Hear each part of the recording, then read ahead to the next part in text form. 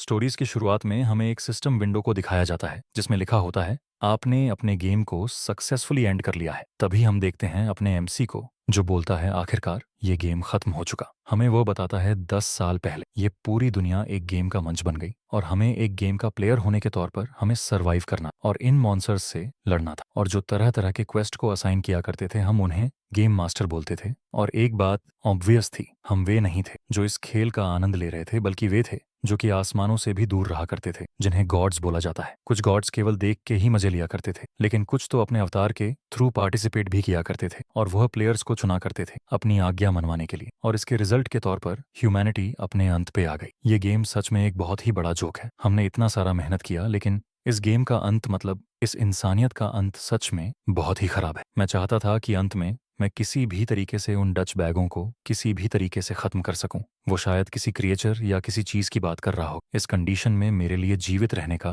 केवल एक ही रास्ता है। ओ, वहां एक ऊपर वार्म होल बनाया गया है जिसके माध्यम से मैं इस दुनिया से बचकर निकल सकता हूँ। हमें एक छोटे से वार्म होल को दिखाया जाता है जो कि ब्लैक कलर का होता है, लेकिन केवल एक ही प्रॉब्लम है जो कि है एक रूल जो कि एक सिलेक्टेड और तार के अगेंस्ट बनाया गया है, जिससे कि वो वर्म होल में एंटर नहीं कर सकते। और अनफॉर्चुनेटली मैं भी उन्हीं में से एक हूँ। तो फिर क्या मेरा गॉड मेरे जैसे अंत को देखकर हंस रहा होगा, या फिर मुझे दया की दृष्टि से देख रहा होगा? नहीं, उसके जैसा गॉड मेरे इस रिजल्ट के लिए मुझे ब्लेम करेगा। तभी हमें दिखाता है, उसे सिस्टम विंडो शो होता है जिसमें लिखा होता है कि अचीवमेंट अनलॉक हो चुका है, एक बैड एंडिंग और एक लोनली वर्ल्ड। तभी एमसी बोलता है, क्या तुमने बोला बैड एंडिंग? और वो अपने मन में बोलता है कि हाँ, तुमने सही कहा। अगर इसे बैड एंडिंग नहीं बोला जाएगा तो मुझे नहीं पता कि आखिर किसे हम बैड एंडिंग बोलेंगे। एक लोनली वर्ल्ड, ये नाम सच में बहुत ही ज्यादा फिट बैठ रहा है, और इससे अच्छा मेरे लिए कोई भी बेटर एक्सप्लेनेशन नहीं हो सकता जो कि ह्यूमैनिटी का लास्ट सर्वाइवर है। तभी उसे सिस्टम विंडो में शो होता है, कांग्रेचुलेट किया जाता है आपको आपके सभी पेस्ट को कंप्लीट करने के लिए, वह भी अकेले। अब सर्वर जल्दी शट डाउन हो जाएगा। आपका खेलने के लिए शुक्रिया, एमसी हमारा बोलता है। तो फिर क्या ये ऐसे ही खत्म होने वाला है? वह अपना स्वर्ड उठाकर उसे विंडो के आर पार करता है। एमसी बोलता है कि और खेलने के लिए शुक्रिया। इसका मतलब ये है कि मेरा अब उन्हें कोई भी यूज नहीं है, मैं अब किसी भी काम का नहीं हूँ उनके लिए। वो बोलता है, यदि मैं इस दुनिया में, इस बर्बाद हुई दुनिया में अकेला फंसा रह जाऊंगा, इससे बढ़िया तो ये है कि मैं। तभी हम देखते हैं कि वह अपना स्वर्ड उठाता है और ठीक अपने सर के ऊपर रख लेता है, और जैसे ही वह स्वर्ड को अपने सर में स्टैप करने जाता है तभी उसे मैसेज शो होता है। तभी वह अपने सामने सिस्टम विंडो देखकर चौंक जाता है और बोलता है कि आखिर इसका क्या मतलब है। सिस्टम विंडो में लिखा होता है कि आप अपने एक प्लेयर के ग्रुप में अपने एंड तक पहुंच चुके हैं। डीएलसी स्टोर अब आपके लिए अवेलेबल हो चुकी है। जिसे सुनकर एमसी बोलता है कि क्या आखिर ये डीएलसी स्टोर क्या है। बताया जाता है डीएलसी के बारे में, जिसका फुल फॉर्म डाउनलोडेबल कंटेंट होता है। इसकी सहायता से आप एक्स्ट्रा डिजिटल कंटेंट को प्लेयर के रूप में इंस्टॉल कर सकते हैं जिसने अपने गेम को कंप्लीट कर लिया हो। इसमें हमें यह बताया जाता है कि अगर एक प्लेयर ने अपने गेम को पूरी तरह कंप्लीट कर लिया हो तो वह दूसरे डिजिटल कंटेंट को इंस्टॉल करके फिर उसे खेल सकता है। हमारा एमसी बोलता है, ये तो यूजुअली कंसोल गेम में पाया जाता है,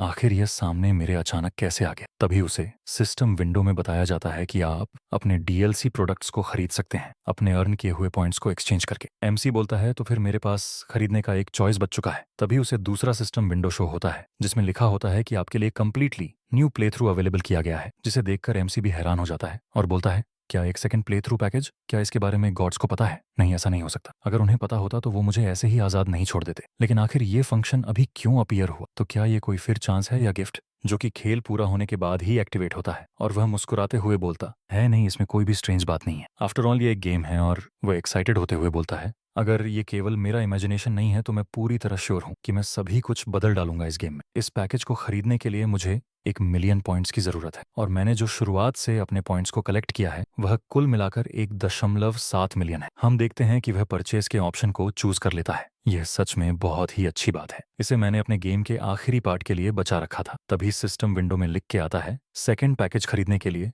आपका शुक्रिया। इसमें आपके लिए स्पेशल बोनस भी जोड़ दिया गया है, और आपके सेकंड प्ले थ्रू में डीएलसी के प्रोडक्ट्स भी अवेलेबल होंगे जिसे आप परचेस कर सकेंगे। हम देखते हैं कि हमारा एमसी अपनी आंखें बंद कर लेता है और बोलता है, प्लीज अगर यह झूठ है तो इसे झूठ ही रहने देना। अगर मैं सचमुच फिर से सब कुछ शुरू कर पाता हूं तो मैं एकदम से सब कुछ बदलने में सक्षम हो जाऊंगा, जिससे कि मैं इस भयानक अंत को बदलने में कामयाब हो जाऊंगा। अब हम देखते हैं कि हमारे एमसी के पास चारों तरफ से एनर्जी क्रिएट होने लगती है। तभी हम देखते हैं कि उसका आंख बंद हो जाता है। सिस्टम में लिख के आता है, अपने सेकंड पैकेज में नए एंडिंग का लक्ष्य प्राप्त करने के लिए प्रयास कीजिए, बेस्ट ऑन ऑफ लक। और इतना बोलते ही हम देखते हैं कि अंधेरा हो जाता है। तभी हमारे एमसी का आंख खोलता है, जहां वह देखता है आसमान की तरफ, और वह किसी चेयर पे बैठा होता है, अपने आसपास देखने लगता है। हम देखते हैं कि उसके आसपास बहुत सारे लोग दिखाई दे रहे होते हैं, जिसे देखकर वह बोलता है कि तो फाइनली मैं वापस आ गया। एमसी बोलता है, मुझे लगता है कि स्टेटस विंडो अभी तक अनलॉक नहीं हुआ है। वह बोलता है, सच में बहुत ही ज्यादा लंबा समय हो गया इतना शांति महसूस किए हुए। तभी हम देखते हैं कि वहां पर उसके पास एक लड़की आ जाती है और बोलती है उसे कि हे आखिर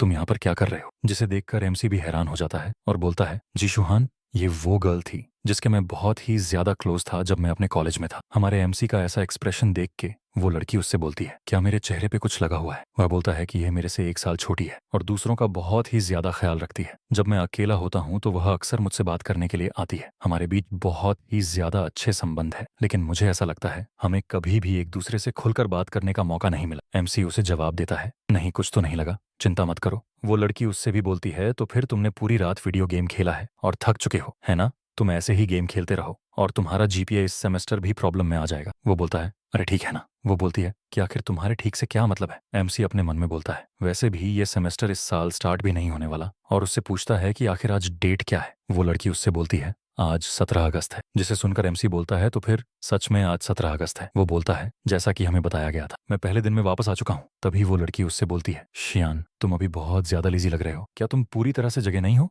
तो भाई हमें यहाँ पे हमारे एमसी का नाम बताया जाता है, जो कि शियान होता है, तो हम इसे सीएन ही बोलेंगे। वह लड़की उससे बोलती है, तो फिर तुम फिर से लगातार वीडियो गेम्स खेलते रह गए? सीएन बोलता है कि हाँ, शायद मैंने नॉन स्टॉप वीडियो गेम खेला था, वो भी लाइफ और डेथ का, और मैं उसे फिनिश करके यहाँ आ रहा हूँ। और चेयर पे लेटते हुए बोलता है कि सच में मैं वापस आ गया। वो लड़की उससे बोलती है कि क्या तुम्हें पता भी है कि हमारे क्लासेस नेक्स्ट वीक से स्टार्ट होने वाले हैं? सीएन बोलता है कि हाँ मालूम है, तुम्हारा बताने के लिए बहुत ही ज्यादा शुक्रिया। सीएन अपने मन में बोलता है कि मैं जीशु का बहुत ही आभारी था, और ये केवल इसलिए नहीं क्योंकि वो मेरा बहुत ही ज्यादा ख्याल रखते थे। तभी जीसू कुछ देखती है और बोलती है, अरे यार, क्या तुम कहीं और चलना पसंद करोगे? तभी सीन उसे बोलता है कि आखिर तुम यहाँ अचानक से क्यों बोल रही हो? और वो सामने की तरफ देखता है और बोलता है कि अच्छा अच्छा, तो तुम इसके लिए बोल रही थी। हम देखते हैं कि सामने से एक बंदा आ रहा होता है जिसका नाम जंगली होता। सियान बोलता है कि ये तो वो है जो कि जीशु पे दौरे डाला करता था और मुझे और मुझ पे गेम एडिक्ट का लेवल लगा दिया था। हाँ, ये मुझे याद है, लेकिन मुझे ये नहीं मालूम है कि आखिर इसके साथ फर्स्ट प्ले थ्रू में क्या हुआ था। लेकिन फैक्ट ये है कि मुझे ये बंदा इसलिए याद नहीं है क्योंकि ये फर्स्ट स्टेज कोई पार नहीं कर पाया था। तभी सीएन जीशु से बोलता है, नहीं, अगर ये मेरी वजह से है तो हमें यहाँ से हिलने की कोई जरूरत नहीं। जीशु उससे बोलती है कि आखिर तुम्हारा ये कहने का क्या मतलब है? जीशु उससे बोलती है कि एक दिन पहले तो तुम उसे देखकर उसके सामने खड़े भी नहीं रह सकते थे। सीएन बोलता है, हे क्या मैं हिस्सा था?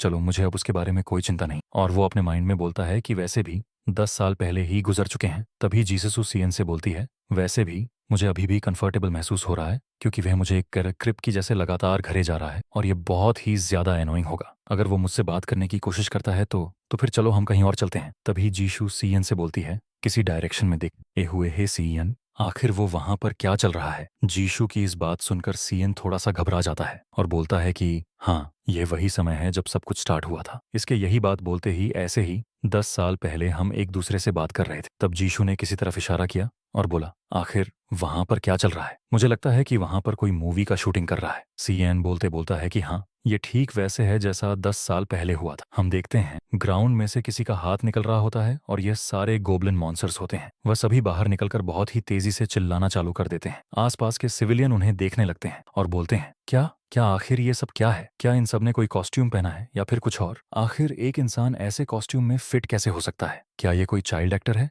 तभी दूसरा बोलता है, वाओ, क्या वो सभी फिल्म को शूट कर रहे हैं? हम देखते हैं कि ऐसे ही बाकी सारे सिविलियंस अपनी अपनी राय दे रहे होते हैं और इधर सभी गोबियंस उन्हें देखकर बहुत ही जोर जोर से चिल्ला रहे होते हैं। तभी जीशु सीएन से बोलती है, सीएन चलो हम भी वहां पर जाकर देखते हैं। तभी सीएन जीससु से बोलता है, रुको और थोड़ा इंतजार करो। जीससु बोलती है, आखिर क्या? सीएन अपने मन में बोलता है, मैंने ऐसे जीशु को फॉलो किया था 10 साल पहले और उन मोनास्टर को देखने चला गया था। तभी वह उससे बोलता है गंभीर आवाज में कि तुम यहीं पर बस रुकी रहो, बस थोड़ी देर के लिए। और तभी हम देखते हैं वो सभी गोबनी के पास सभी सिविलियंस जाकर गैदर होना चालू हो जाते हैं। जीससु उससे बोलती है, आखिर तुम्हारे कहने का क्या मतलब? तभी उतने में हम देखते हैं कोई बंदा आवाज लगाता है और बोलता है चिल्लाते हुए कि किसी को स्टेप कर दिया गया है। हम देखते हैं उन सभी गोब्लिन मॉन्स्टर को जो कि सभी सिविलियंस को मारे जा रहे होते हैं और उन सभी गैदर हुए लोगों को मारकर बहुत ही ज्यादा हंसने लगते हैं। जीसस सीएन से बोलती है कि आखिर वह सब क्या है, क्या वह सभी रियल मॉन्स्टर्स हैं? दूसरी तरफ हम देखते हैं सभी गोब्रिन जो कि बहुत ही बेरहमी से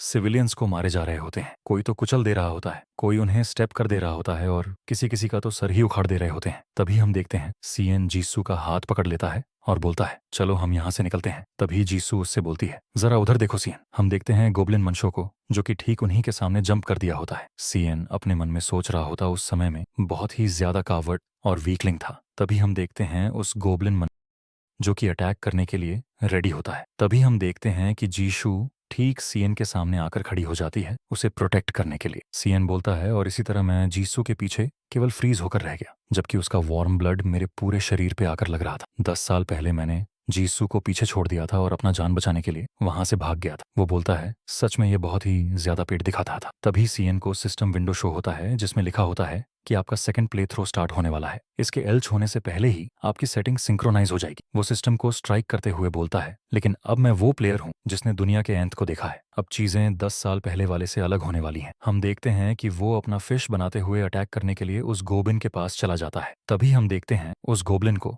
जो कि वह भी घबरा चुका होता है लेकिन फिर भी वह अपने अटैक को उस पे लैंड कर देता है जिसे सीएन डज कर लेता है और एक जोर से पंच उसके फेस पे मार देता है और बोलता है कि मैं अब चीजों को वैसा नहीं होने दूंगा जैसा पहले था। हम देखते हैं कि वो गोबिन के डैगर को ही उसके गले में डाल देता है, मतलब स्टेप कर देता है। तभी हम देखते हैं कि उसे सिस्टम विंडो शो होता है। तब उसमें लिखा होता है कि न्यू रिकॉर्ड, आप पहले हैं गोब्लिन को किल करने वाले अपने इस स्टेज पे। डीएलसी के प्रोडक्ट्स परचेज करने के लिए अवेलेबल है और तुम्हारे फर्स्ट प्ले थ्रो का बचा हुआ बोनस ट्रांसफर किया जा रहा है। और दूसरे सिस्टम विंडो में लिख के आता है कि फोरम्स में आपका एक्सेस ग्रांट हो चुका है और ये सर्विस आपके सिंक्रोनाइजेशन कंप्लीट होते ही मिल जाएगी। तभी उसे दूसरा मैसेज शो होता है जिसमें लिखा होता है कि आप कांग्रेचुलेशन, आपका सेकंड प्ले थ्रू अब से स्टार्ट होता है, सिंक्रोनाइजेशन कंप्लीट हो चुका है। सेन बोलता है कि अब वही सेम रूल इस वर्ल्ड पे भी अप्लाई होने वाला है जो कि यह गेम में बदल चुका है। हम देखते हैं कि वो गोबिन्स को मारकर स्ट्रेचिंग कर रहा होता है। तभी उसे दूसरा नोटिफिकेशन आता है जिसमें लिखा होता है कि गोब्लिन को मारने के लिए आपको 300 पॉइंट्स दिया जा रहा है और ये पॉइंट आपके प्रीवियस प्ले थ्रू के पॉइंट में जुड़ जाएगा। सीन बोलता है कि मेरे पास 7000 पॉइंट्स हैं जो कि मुझे अपने फर्स्ट प्ले थ्रो से मिले हैं। तभी वह किसी और चीज को देखता है और बोलता है अनबिलीवेबल और उसके हाथ कांपने लगते हैं। वो बोलता है कि एक न्यूबी के कंपेयर में मेरे पास एक एक्सक्लूसिव एक्सेस है V2 विन आइटम्स। हमें सिस्टम विंडो में उसका नाम दिखाया जाता है और उसका पॉइंट बैलेंस दिखाया जाता है जो कि 7000 प्लस पॉइंट्स होते हैं से शिफ्ट होता है। हम तभी देखते हैं कोई आईबॉल जैसी दिख रही चीजें उसी ग्राउंड की तरफ आ रही होती है और वह उसमें से आवाज आती है, ग्रीटिंग्स, आप सभी को गेम ऑफ गॉड्स में इनवाइट किया गया है और आज से आपको प्लेयर बनना है और सभी मेन क्वेस्ट को कंप्लीट करना है और जो उसे पूरा नहीं करेगा उसे पनिशमेंट मिलेगा। और अधिक जानकारी के लिए प्लीज प्लेयर इनेशन से। हम देखते हैं इधर सभी सिविलियन को जो कि उसे देखकर बहुत ही ज्यादा चौंके हुए होते हैं और बोलते हैं कि आखिर उसके कहने का क्या मतलब है। दूसरा बोलता है क्या ये गेम है? सीएन अपने मन में बोलता है हाँ, आफ्टर ऑल ये गेम उन गॉड्स के लिए ही तो बना है। अगर मैं अपने स्टेट्स और गियर को सडनली अपग्रेड करता हूँ तो मैं उनकी नजर में आ जाऊंगा। मुझे अब बहुत ही ज्यादा केयरफुल रहना होगा। उन सब ने हम पर नजर रखना चालू कर दिया है। हमें इन आइबल्स के बारे में बताया जाता है जिन्हें ऑब्जर्वर कहा जाता है और ये सभी गॉड्स की आंखें हैं। इनका अपीयरेंस इनके यूजर और इनके पर्पस पे डिपेंड करता है लेकिन जनरली एक जैसे ही दिखते हैं। यदि यह मुझ पे संदेह करने लगे तो ये मेरे क्वेस्ट की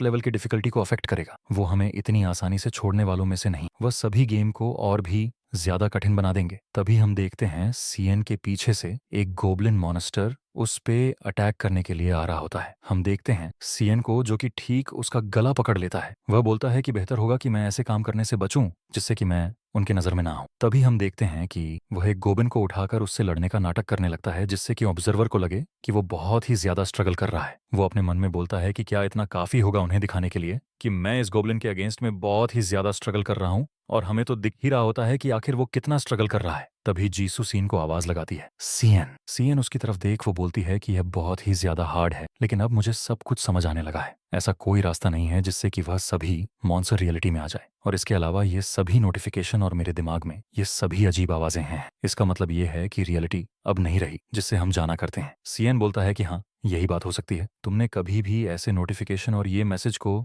रियल लाइफ में नहीं देखा होगा। जीससू बोलती है कि हाँ, तुमने सही कहा। तभी हम देखते हैं कि सीन थोड़ा सा फनी हो जाता है और बोलता है सीएन कि तुम बहुत ही ज्यादा शांत हो। जीसू उससे बोलती है कि हाँ, मैं भी तुमसे यही पूछना चाहते थे कि आखिर तुम इतने शांत क्यों हो और आखिर तुम ये इन मॉन्स्टर से छुटकारा कैसे पाओगे। तभी हम देखते हैं कि उन सभी को कॉलेज से निकलने का एक मेन क्वेस्ट आ जाता है, जिसमें उन सभी को 2 दिनों के अंदर ही उस कॉलेज कैंपस से निकलना है और इसका डिफिकल्टी लेवल ही होता है। और बताया जाता है कि बहुत बड़ी संख्या में गोबिन मॉन्स्टर अभी स्टार्ट करना चालू करेंगे, सॉरी अटैक करना चालू करेंगे। तुम्हें उन्हें डिफीट करना है या फिर अवॉइड करना है और सक्सेसफुली इस कैंपस से निकलना है, और रिवर्स प्लेयर के अचीवमेंट्स पे डिपेंड करेगा। तो फिर सभी पार्टिसिपेंट्स को इनकरेज किया जाता है। सीन अपने मन में बोलता है, ई लेवल का डिफिकल्टी और 2 दिनों का लिमिट, ये तो सच में बहुत ही ज्यादा पीस ऑफ केक वाली बात हो जाएगी। तब वह जीसू से बोलता है, इन सभी बातों को हम बाद में के लिए बचा के रखते हैं, पहले हम इनसे निपट लेते हैं। तभी हम देखते हैं क्रू जो कि लार्ज नंबर में अटैक करना चालू कर देते हैं। सीएन जीसू का हाथ पकड़ता है और वहां से भागने लगता है। हम देखते हैं पीछे की तरफ, जो कि जहां पर बहुत सारे स्टूडेंट खड़े होते हैं और सडन अटैक देखकर वो बहुत ही ज्यादा हैरान हो जाते हैं। हम देखते हैं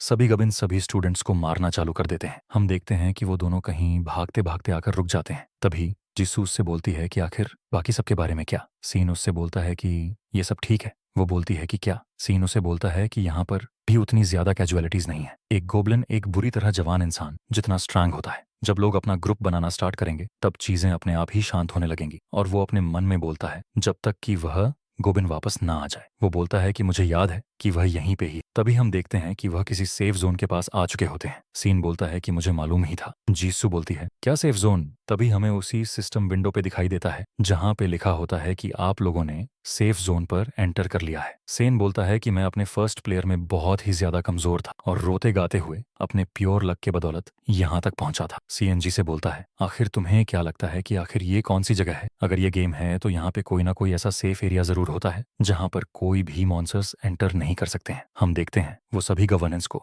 जो कि उनका पीछा करके वहां तक आ चुके होते हैं और सभी बैरियर्स पर अटैक करके उसे तोड़ने की कोशिश कर रहे होते हैं, लेकिन किसी से भी वह बैरियर नहीं टूट रहा होता, जिससे कि वह बहुत ही ज्यादा गुस्सा और फ्रस्ट्रेट होकर वहां से निकलने लगते हैं। सीएन जीसू से बोलता है, क्या तुमने देखा, वह सभी वापस जा रहे हैं क्योंकि वह सभी अंदर नहीं आ सकते हैं। जीसू बोलती है कि हाँ तुमने सही कहा, मुझे अब जाकर आराम मिला। हम देखते हैं कि वो थक कर वहीं पर बैठ जाती है। सीएन उससे बोलता है कि हाँ हमें यहाँ पर कुछ देर रुक कर आराम कर लेना चाहिए कहीं जाने से पहले। सीएन अपने मन में बोल रहा होता है, अपने मूव करने से पहले मुझे जीसू को पहले अच्छे से सिक्योर करना हो। उसे सिक्योर करने से मतलब शायद उसे प्रोटेक्टिव दे गियर देने की बात कर रहा होता है। वो बोलता है, मेरे ऐसा करने से शायद वो गोबिनस के सामने थोड़ी देर खड़ा होने के काबिल रहे। तभी हम देखते हैं एक लड़की और लड़की को जो कि उन सभी गोबिन मॉन्स्टर से बचकर भाग रहे होते हैं और बोलते हैं कि व्हाट द हेल, आखिर यह सभी चीजें हैं क्या। तभी हम देखते हैं कि उनके बीच में जीसू एंटर कर देती है, जिसके पास प्रोटेक्टिव गीज, वेपन्स और कुछ पोशनन्स होते हैं। तभी वह बंदा जीसू को देखता है और बोलता है, क्या यह जीसू है। आखिर आखिर ये सब क्या चल रहा है। हम देखते हैं कि वो गोलियंस पे अटैक करके उन्हें मार चुकी होती है। तभी हमें 3 घंटे पहले का सीन दिखाया जाता है जहां सीएन ने बोला होता है, पहले मुझे इसे सिक्योर करना होगा। लेकिन उससे पहले हम देखते हैं जीसू को जो कि बहुत ही ज्यादा घबरा रही होती है और बोलती है, सीएन ऐसे, आखिर तुमने इस जगह को ढूंढा कैसे। मुझे लगता है कि शायद कोई ना कोई यहाँ पे रेस्क्यू टीम जरूरी होगी, लेकिन यार मेरा फोन तो काम ही नहीं कर रहा। सीएन बोलता है कि यहाँ पर कुछ हक है जो कि हमें ही लगातार देखी जा रही हैं। गॉड सभी प्लेयर्स को मॉनिटर कर रहे हैं अपने ऑब्जर्वर्स के थ्रू, केवल एक ही रीजन की वजह से, वो है एंटरटेनमेंट। गॉड्स अपने फेवरेट अवतार को चूज करते हैं और उन्हें उनका क्विस्ट कंप्लीट करते हुए देखते हैं और ऐसे ही वह गेम को एंजॉय करते हैं। और जीएम जिसे गेम मास्टर कहा जाता है, वह सर्वर को मैनेज करता है और सभी को क्विस्ट असाइन करता है। यह अर्काटस का प्राइवेट ऑन ऑब्जर्वर है जो कि कोरिया का जीएम है। हम देखते हैं कि वह ऑब्जर्वर आई बहुत ही तेजी से घूम रहा होता है और वह बहुत ही ज्यादा साइन करने लगता है। तभी हम देखते हैं कि सीएन जमीन पर लेट जाता है। जीसू उससे बोलती है, सीएन आखिर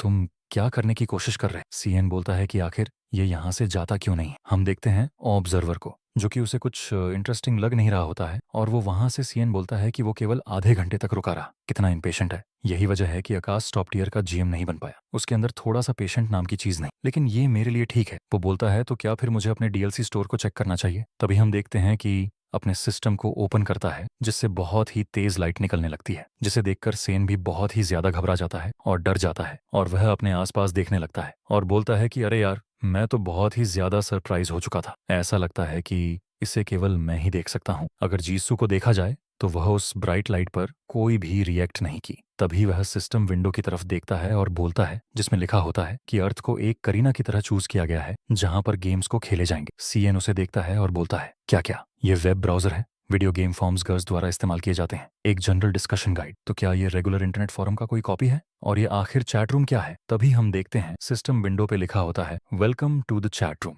एनोनिमस यूजर। 48 ने चैट रूम में एंटर कर दिया है। सीएन बोलता है ऐसा लगता है कि इसे रेगुलर इंटरनेट चैट की तरह ऑपरेट किया जा सकता है। हम देखते हैं कि उस चैट रूम में एक बंदा उसे मैसेज कर रहा होता है कि आखिर ये एनोनिमस बंदा कौन है जो कि अभी अभी आया है। क्या तुम्हें नहीं किसी ने सिखाया कि तुम्हें खुद को इंट्रोड्यूस करना चाहिए? और ऐसे ही बहुत सारे बंदे अलग अलग कंट्री से मैसेज करना चालू कर देते हैं और वो सीएन और जीसू के बारे में ही बात कर रहे थे कि आखिर वो कैसे सेफ जोन में चले गए और उन्हें कैसे पता चला कि वो सेफ जोन कहाँ पर है। सीएन थकाकर बैठ जाता है और बोलता है ये बहुत ही ज्यादा लंबा है, ऐसा लगता है कि वह मेरे और जीसू के बारे में बात कर रहे हैं। ये चैट रूम वाली चीज उतनी ज्यादा खराब नहीं है, ये मेरे लिए इन्फॉर्मेशन का एक जरिया बन सकती है। मैं अगली बार कुछ ना कुछ जरूर पोस्ट करूंगा। तभी हम देखते हैं कि वो अपने डीएलसी स्टोर को ऑपरेट करता है जहाँ की उसको बहुत सारे इक्विपमेंट्स और वेपन्स दिखाई देने लगते हैं। सीएन उन सभी गीज और वेपन्स को देखकर बहुत ही ज्यादा तंग हो चुका होता है और बोलता है इन सब की क्वालिटीज और लेवल बहुत ही ज्यादा अनबिलेबल है और कुछ कुछ को लॉक रखा गया है जिसे मिशन को कंप्लीट करने से उसे ओपन किया जाए। वो एक आइटम की तरफ देख रहा होता है जिसपे बैन का साइन लगा होता है, जिसपे लिखा होता है कि मेन क्विज इनकम्प्लीट। हम देखते हैं कि उस आइटम पे कुछ लिखा होता है जिसपे first play through transfer package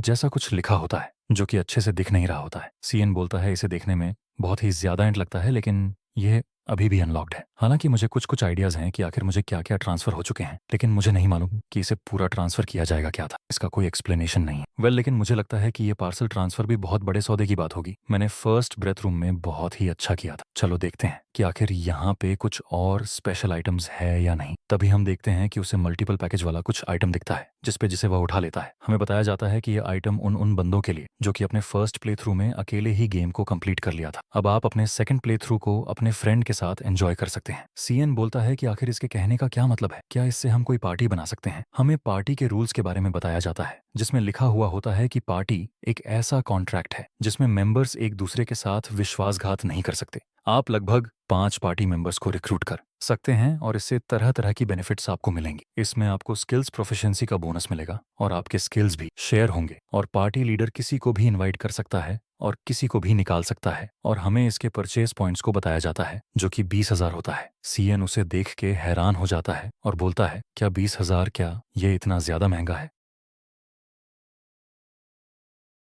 वरना मैं तो इसे इमेजिन भी नहीं कर सकता था खरीदने का। अगर सभी आइटम्स के दाम इतने ही ज्यादा महंगे हुए तो मुझे अपने सभी पॉइंट्स को संभाल कर खर्च करने होंगे। तभी हम देखते हैं एक बंदे को जो कि चिल्लाते हुए सभी को आवाज लगाता है और बोलता है कि सभी लोग यहाँ पर आ जाओ। मुझे नहीं पता कि क्या चल रहा है, लेकिन अगर हम सभी साथ में रहते हैं तो हम लोग सुरक्षित रहेंगे। सीन बोलता है देखने से ऐसा लगता है कि वो सब इस सिचुएशन को समझने लगे हैं। हम देखते हैं उन सभी बंदों को जो कि चिल्ला रहे होते हैं कि हम सभी मिलकर यहाँ से बाहर निकल सकते हैं। चलो साथ में मिलकर हम सभी मॉन्स्टर्स को मार डालते हैं। हम देखते हैं कि वो बहुत ही ज्यादा पॉप ऑफ हो जाते हैं और मॉन्स्टर की तरफ अटैक करने के लिए बढ़ जाते हैं और उन सभी मॉन्स्टर्स को गाली देते हुए उन सभी को मारने लगते हैं। लेकिन उन सबकी बैंड बज रही होती। तभी हम देखते हैं एक लड़की को जो कि चिल्लाते हुए बोल रही होती है कोई मेरी मदद करो। गोब्लिन उसकी उस लड़की की तरफ बढ़ रहे होते हैं। तभी एक बंदे को देखते हैं जो कि आकर ठीक उसके सर पर बहुत जोर से एक डंडे से मार देता है। वो सभी बोलते हैं कि सभी लोग एक साथ रहो। हम देखते हैं अपने इधर मेमसी को जो कि अभी भी शांत बैठा होता है और सब कुछ देखे जा रहा होता है। तभी जीसस सीएन से बोलते हैं सीएन क्या हम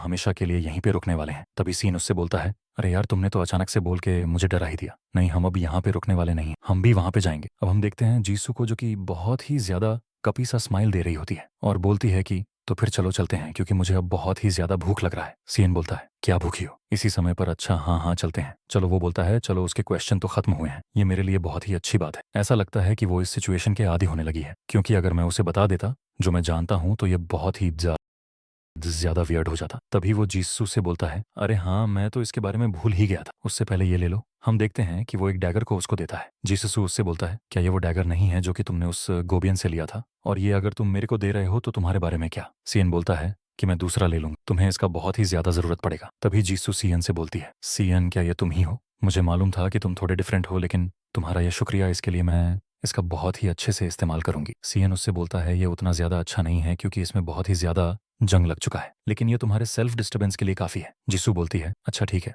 तभी सीएन उससे बोलता है कि हाँ ये भी ले लो। हम देखते हैं वो कुछ सर्कल टाइप का कुछ उसे देता है। इसका नाम वीआईपी ब्रूच होता है जिससे कि वो बहुत ही जल्दी रिकवर कर जाएगी और उसके पॉइंट्स 20% से इंक्रीज हो जाएंगे। जिससे वो बोलती है अरे हाँ मुझे मालूम है ये किसी तरीके से किसी गेम का आइटम है ना? आखिर तुम्हें ये कहाँ से मिला? सीएन उससे बोलता है, वेल जब मैंने डिफीट किया था गोब्लिन को तब मुझे उसके ड्रॉप आइटम से मिला। आखिर तुम्हें कैसे पता कि ये एक आइटम है? जिसू उसे बोलती है कि तुम ऐसी सिचुएशन में मुझे कुछ नॉर्मल एक्सेसरी तो दोगे नहीं, और तुम्हारे लिए बहुत ही ज्यादा एक्सचेंज बात है कि तुम एक रेगुलर वॉच को ऑन करो और तुम तो वीडियो गेम के आइटम के बारे में कभी भूलते नहीं। सीएन बोलता है कि ऐसी छोटी सी चीज को खरीदने के लिए 10,000 पॉइंट्स लगते हैं और मैंने भी एक लिया है, तो ये कुल मिलाकर 20,000 की बर्बादी हो गई। ये डीएलसी स्टोर रेगुलर स्टोर से बहुत ही ज्यादा डिफरेंट है। इसके आइटम्स बहुत ही ज्यादा प्राइस है, लेकिन ये बहुत ही ज्यादा यूजफुल भी होते हैं। और ऐसे ही कुछ बेफालतू की बातें बकने लगता है जो कि बहुत ही लंबी होती है। हम आगे की स्टोरी को कंटिन्यू करते हैं। हम देखते हैं कि वह सेफ जोन से बाहर निकल चुके होते हैं। तभी हम देखते हैं सीएन को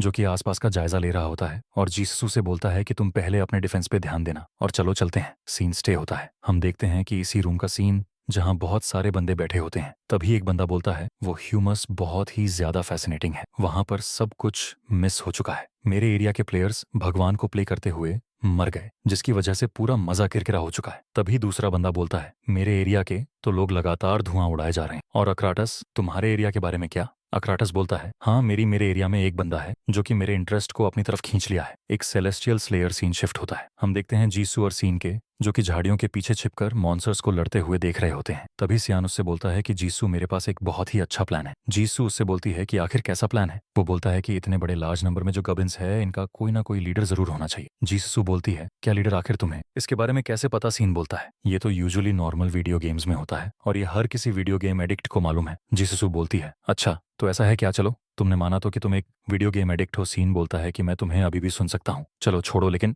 तुमने तो वाइल्ड लाइफ डॉक्यूमेंट्रीज तो देखी होंगी कि हर एक जानवरों के झुंड का एक लीडर जरूर होता है। जीसू बोलती है, हाँ ये तो कॉमन सी बात है, एक एनिमल के झुंड का कोई एक मेन लीडर होना। सीएन बोलता है कि हाँ वही लीडर इस क्वेस्ट का मेन बॉस हो सकता है, और अगर बॉस डिफिट नहीं होता है तो हम अपने फर्स्ट वेस्ट को कंप्लीट नहीं कर पाएंगे और यहाँ से नहीं निकल पाएंगे। जीसू उससे बोलती है, तो क्या तुम खुद से बॉस को डिफीट करना चाहते हो? सीन उससे बोलता है, हाँ और उसीलिए मुझे तुम्हारी मदद चाहिए। तभी हम देखते हैं कि जीसू वो सभी गोब्लिन मॉन्स्टर से बचकर भाग रही होती है। वो बोलती है, सबसे पहले परफ्यूम ऑफ टशन, जिससे कि मैं बहुत सारे वीक मॉन्स्टर्स को अपनी तरफ गैदर कर सकती हूँ, इसे लेते ही। और दूसरी बात, जब ये सभी मॉन्स्टर एक जगह पूरी तरह गैदर हो जाएंगे तब मैं ये दूसरा परफ्यूम मतलब पोर्शन यूज करूंगी। अपने पकड़े जाने से पहले हमें बताया जाता है उस पोर्शन का नाम जो कि स्टेल्थ पोर्शन होता है, जिससे कि यूजर अगर इसे कंज्यूम करता है तो वह 5 मिनट तक अपने प्रेजेंस को पूरी तरह हाइड कर सकता है। वो बोलती है जी सीएन से, तो फिर मैं एक बेट के तौर पे हूँ। सीएन उससे बोलता है कि मैं तुम पे बहुत ही ज्यादा भरोसा कर रहा हूँ, बाकी सब मैं खुद से संभाल लूंगा। क्या तुम्हें लगता है कि तुम ये कर सकोगी?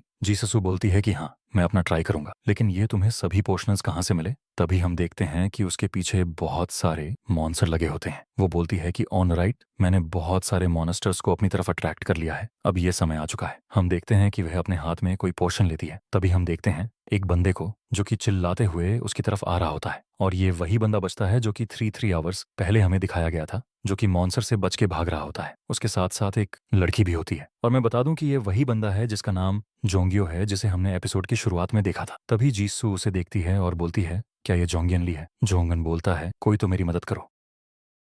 जीसू सीएन से बोलती है, क्या सीएन इन कोर्ट्स के लीडर को डिफीट करना जरूरी है, क्योंकि हमारा मेन ऑब्जेक्टिव तो यहाँ से बचकर निकलना है। तभी हम देखते हैं जीसू को जो कि जोंगन के पीछे आ रहे मॉन्स्टर की तरफ बढ़ जाती है और बहुत ही रफ्तार से उन सभी मॉन्स्टर्स को मार डालती है। और अपनी इसी स्पीड को देखकर वो भी बहुत ही ज्यादा हैरान हो जाती है और बोलती है कि आखिर यह क्या था, मेरी बॉडी तो बहुत ही ज्यादा लाइट फील हो रही है, जिसे देखकर जोंगियन भी बहुत ही ज्यादा घबरा चुका होता है और बोलता है, आखिर ये क्या बकवास है? जीसू आखिर तुमने वो कैसे किया? जीसू उसकी आवाज सुनकर बहुत ही ज्यादा गुस्सा करने लगती है और बड़े ही डरावने अंदाज से जोंगन से बोलती है, हे एक्सक्यूज मी, क्या तुम्हें मुझसे पहले धन्यवाद नहीं बोलना चाहिए? तभी उसे कुछ महसूस होता है और बोलती है, क्या मैं सडनली अपने प्रेत को खो रही? मुझे पहले खुद को शांत करना होगा, मैं अपने रगों में खून बहता हुआ महसूस कर सकती हूँ। आखिर यह सभी कुछ अचानक से क्या हो रहा है? लेकिन छोड़ो, मुझे अभी इस काम में देर नहीं करना चाहिए। हम देखते हैं कि वो अपने यहाँ पे पोषण पकड़ी हुई होती है और वह उसे तोड़ देती है। वो बोलती है कि मुझे इन गब्स को सीएन तक नहीं पहुंचने देना है, मैं इन्हें यहाँ से जाने से रोक कर ही रहूंगी। सेंसिव होता हम इधर देखते हैं अपने सीएन को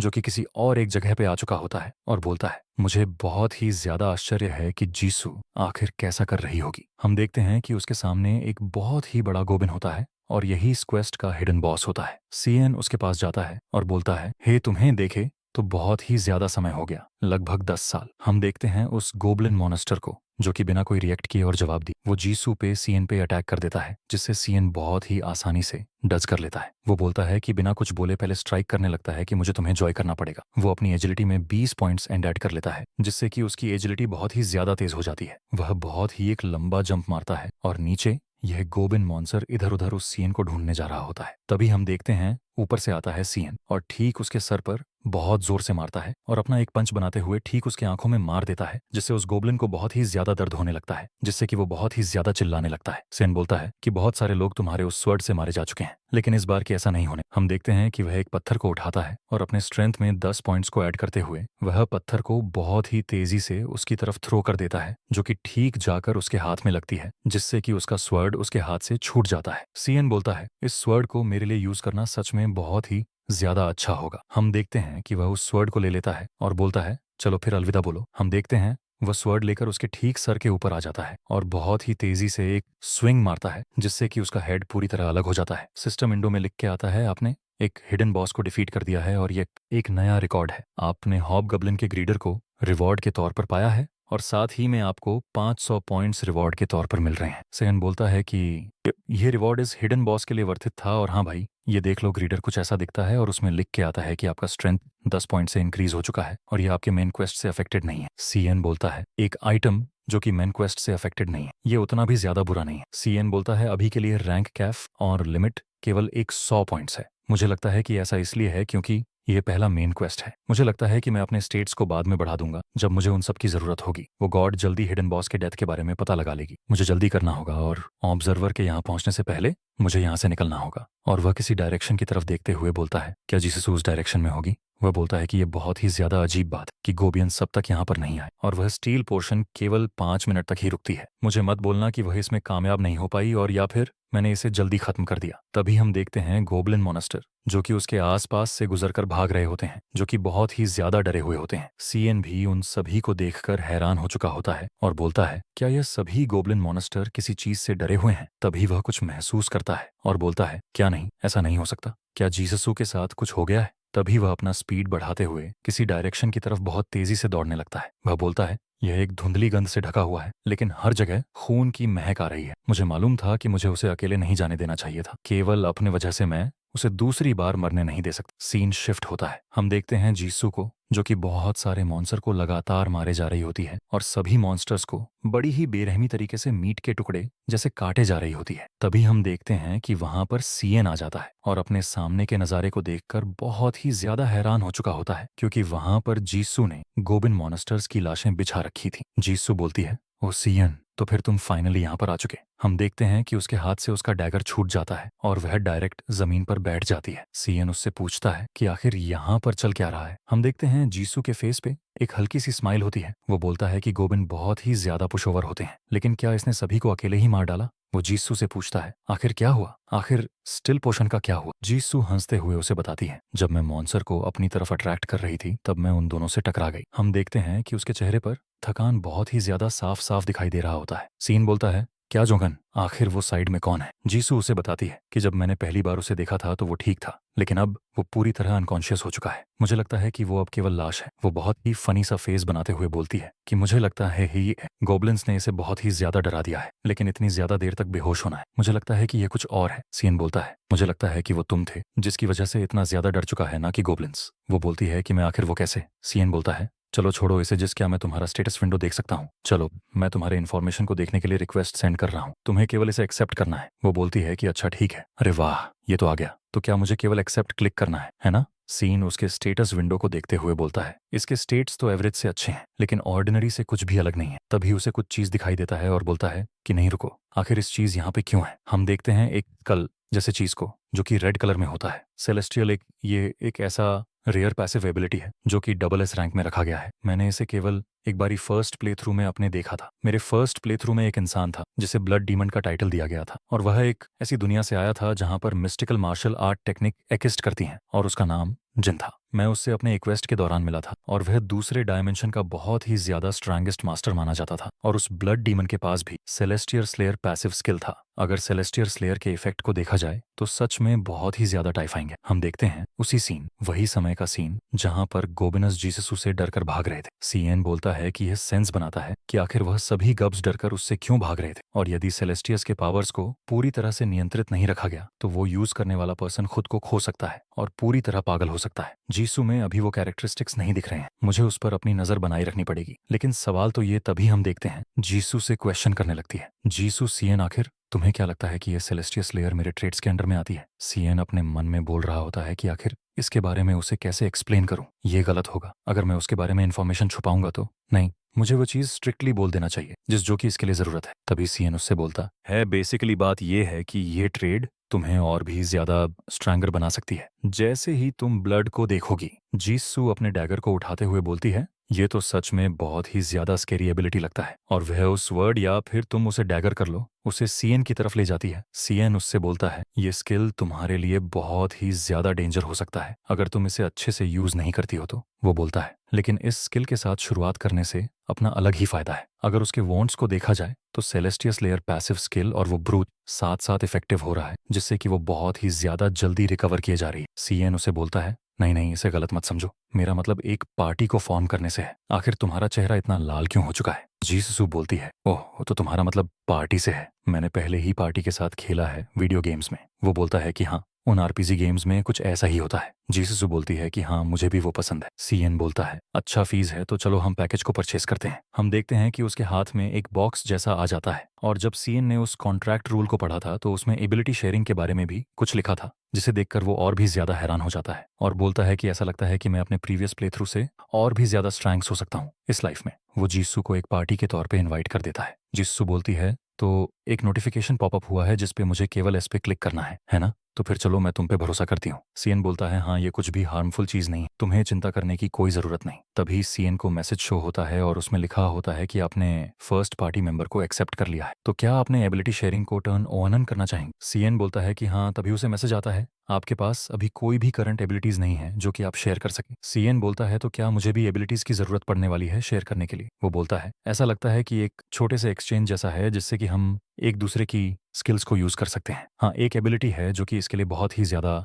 परफेक्ट रहेगी, लेकिन उसे लेने में बहुत ही ज्यादा समय लगने वाला है, तो अभी मैं मास मारने इसे रबत के लिए छोड़ रहा हूँ। ये बहुत ही ज्यादा कन्वीनियंट होगा, लेकिन इतना जल्दी सेलेस्टियर सेलर को लेना सही नहीं रहेगा। तभी हमें दिखाते हैं आसमान में जो कि ऑब्जर्वर आई आ चुके होते हैं। सीएन बोलता है, ऐसा लगता है कि वह सभी पहुंच चुके हैं। ये अच्छी बात है कि उन्होंने मुझे ऑनब गबलिन को इतनी आसानी से संभालते नहीं देखा, वरना चीजें और भी ज्यादा कॉम्प्लिकेटेड हो जाती। सीन जीससू से बोलता है, तो क्या फिर हम अपने क्वेस्ट को कंप्लीट करें, फिनिश करें? जीससू बोलती है, हाँ, क्योंकि हमारा ऑब्जेक्टिव तो इस क्वेस्ट से निकलकर भागना था। तभी हम देखते हैं कि वह बंदा उठ जाता है और चिल्लाते हुए बोलता है कि जीसू, आखिर तुम सच में क्या हो? जीसू उसकी तरफ देखते हुए बोलती है, सच में मुझे उससे बहुत ही ज्यादा गुस्सा आ रहा है। तभी हम देखते हैं कि सीन उसके पास आ जाता है और बोलता है, हे तुम। वो बंदा हक लाते हुए बोलता है, तो तुम तो वही गेम एडिक्ट हो। सीन बोलता है, चलो वो कुछ भी हो, लेकिन आखिर तुम यहाँ पे क्या कर रहे हो? उसके ऐसे क्वेश्चन करते हुए वह बंदा और भी ज्यादा गुस्सा हो जाता है और बोलता है, तुम पंख कहीं क्या ही, आखिर तुम्हारी हिम्मत। तभी हम देखते हैं जिस्सू को, जो कि अपना स्वर्ड लाकर ठीक उसके गले पे रख देती है और बोलती है, ओ चाचा जा, सोच समझ के बोलो और जो पूछ रहा है उसके सवालों का जवाब दो। और सच में बहुत ही ज्यादा स्केरी लग रही होती है। वो बंदा हकलाते हुए बोलता है, अच्छा अच्छा, मैं समझ गया, लेकिन पहले इसे इस चीज को मेरे से दूर करो। तभी जीसू बहुत ही प्यारे से स्माइल के साथ सीएन से बोलती है, सीएन अब तुम इससे दोबारा पूछ सकते हो इधर।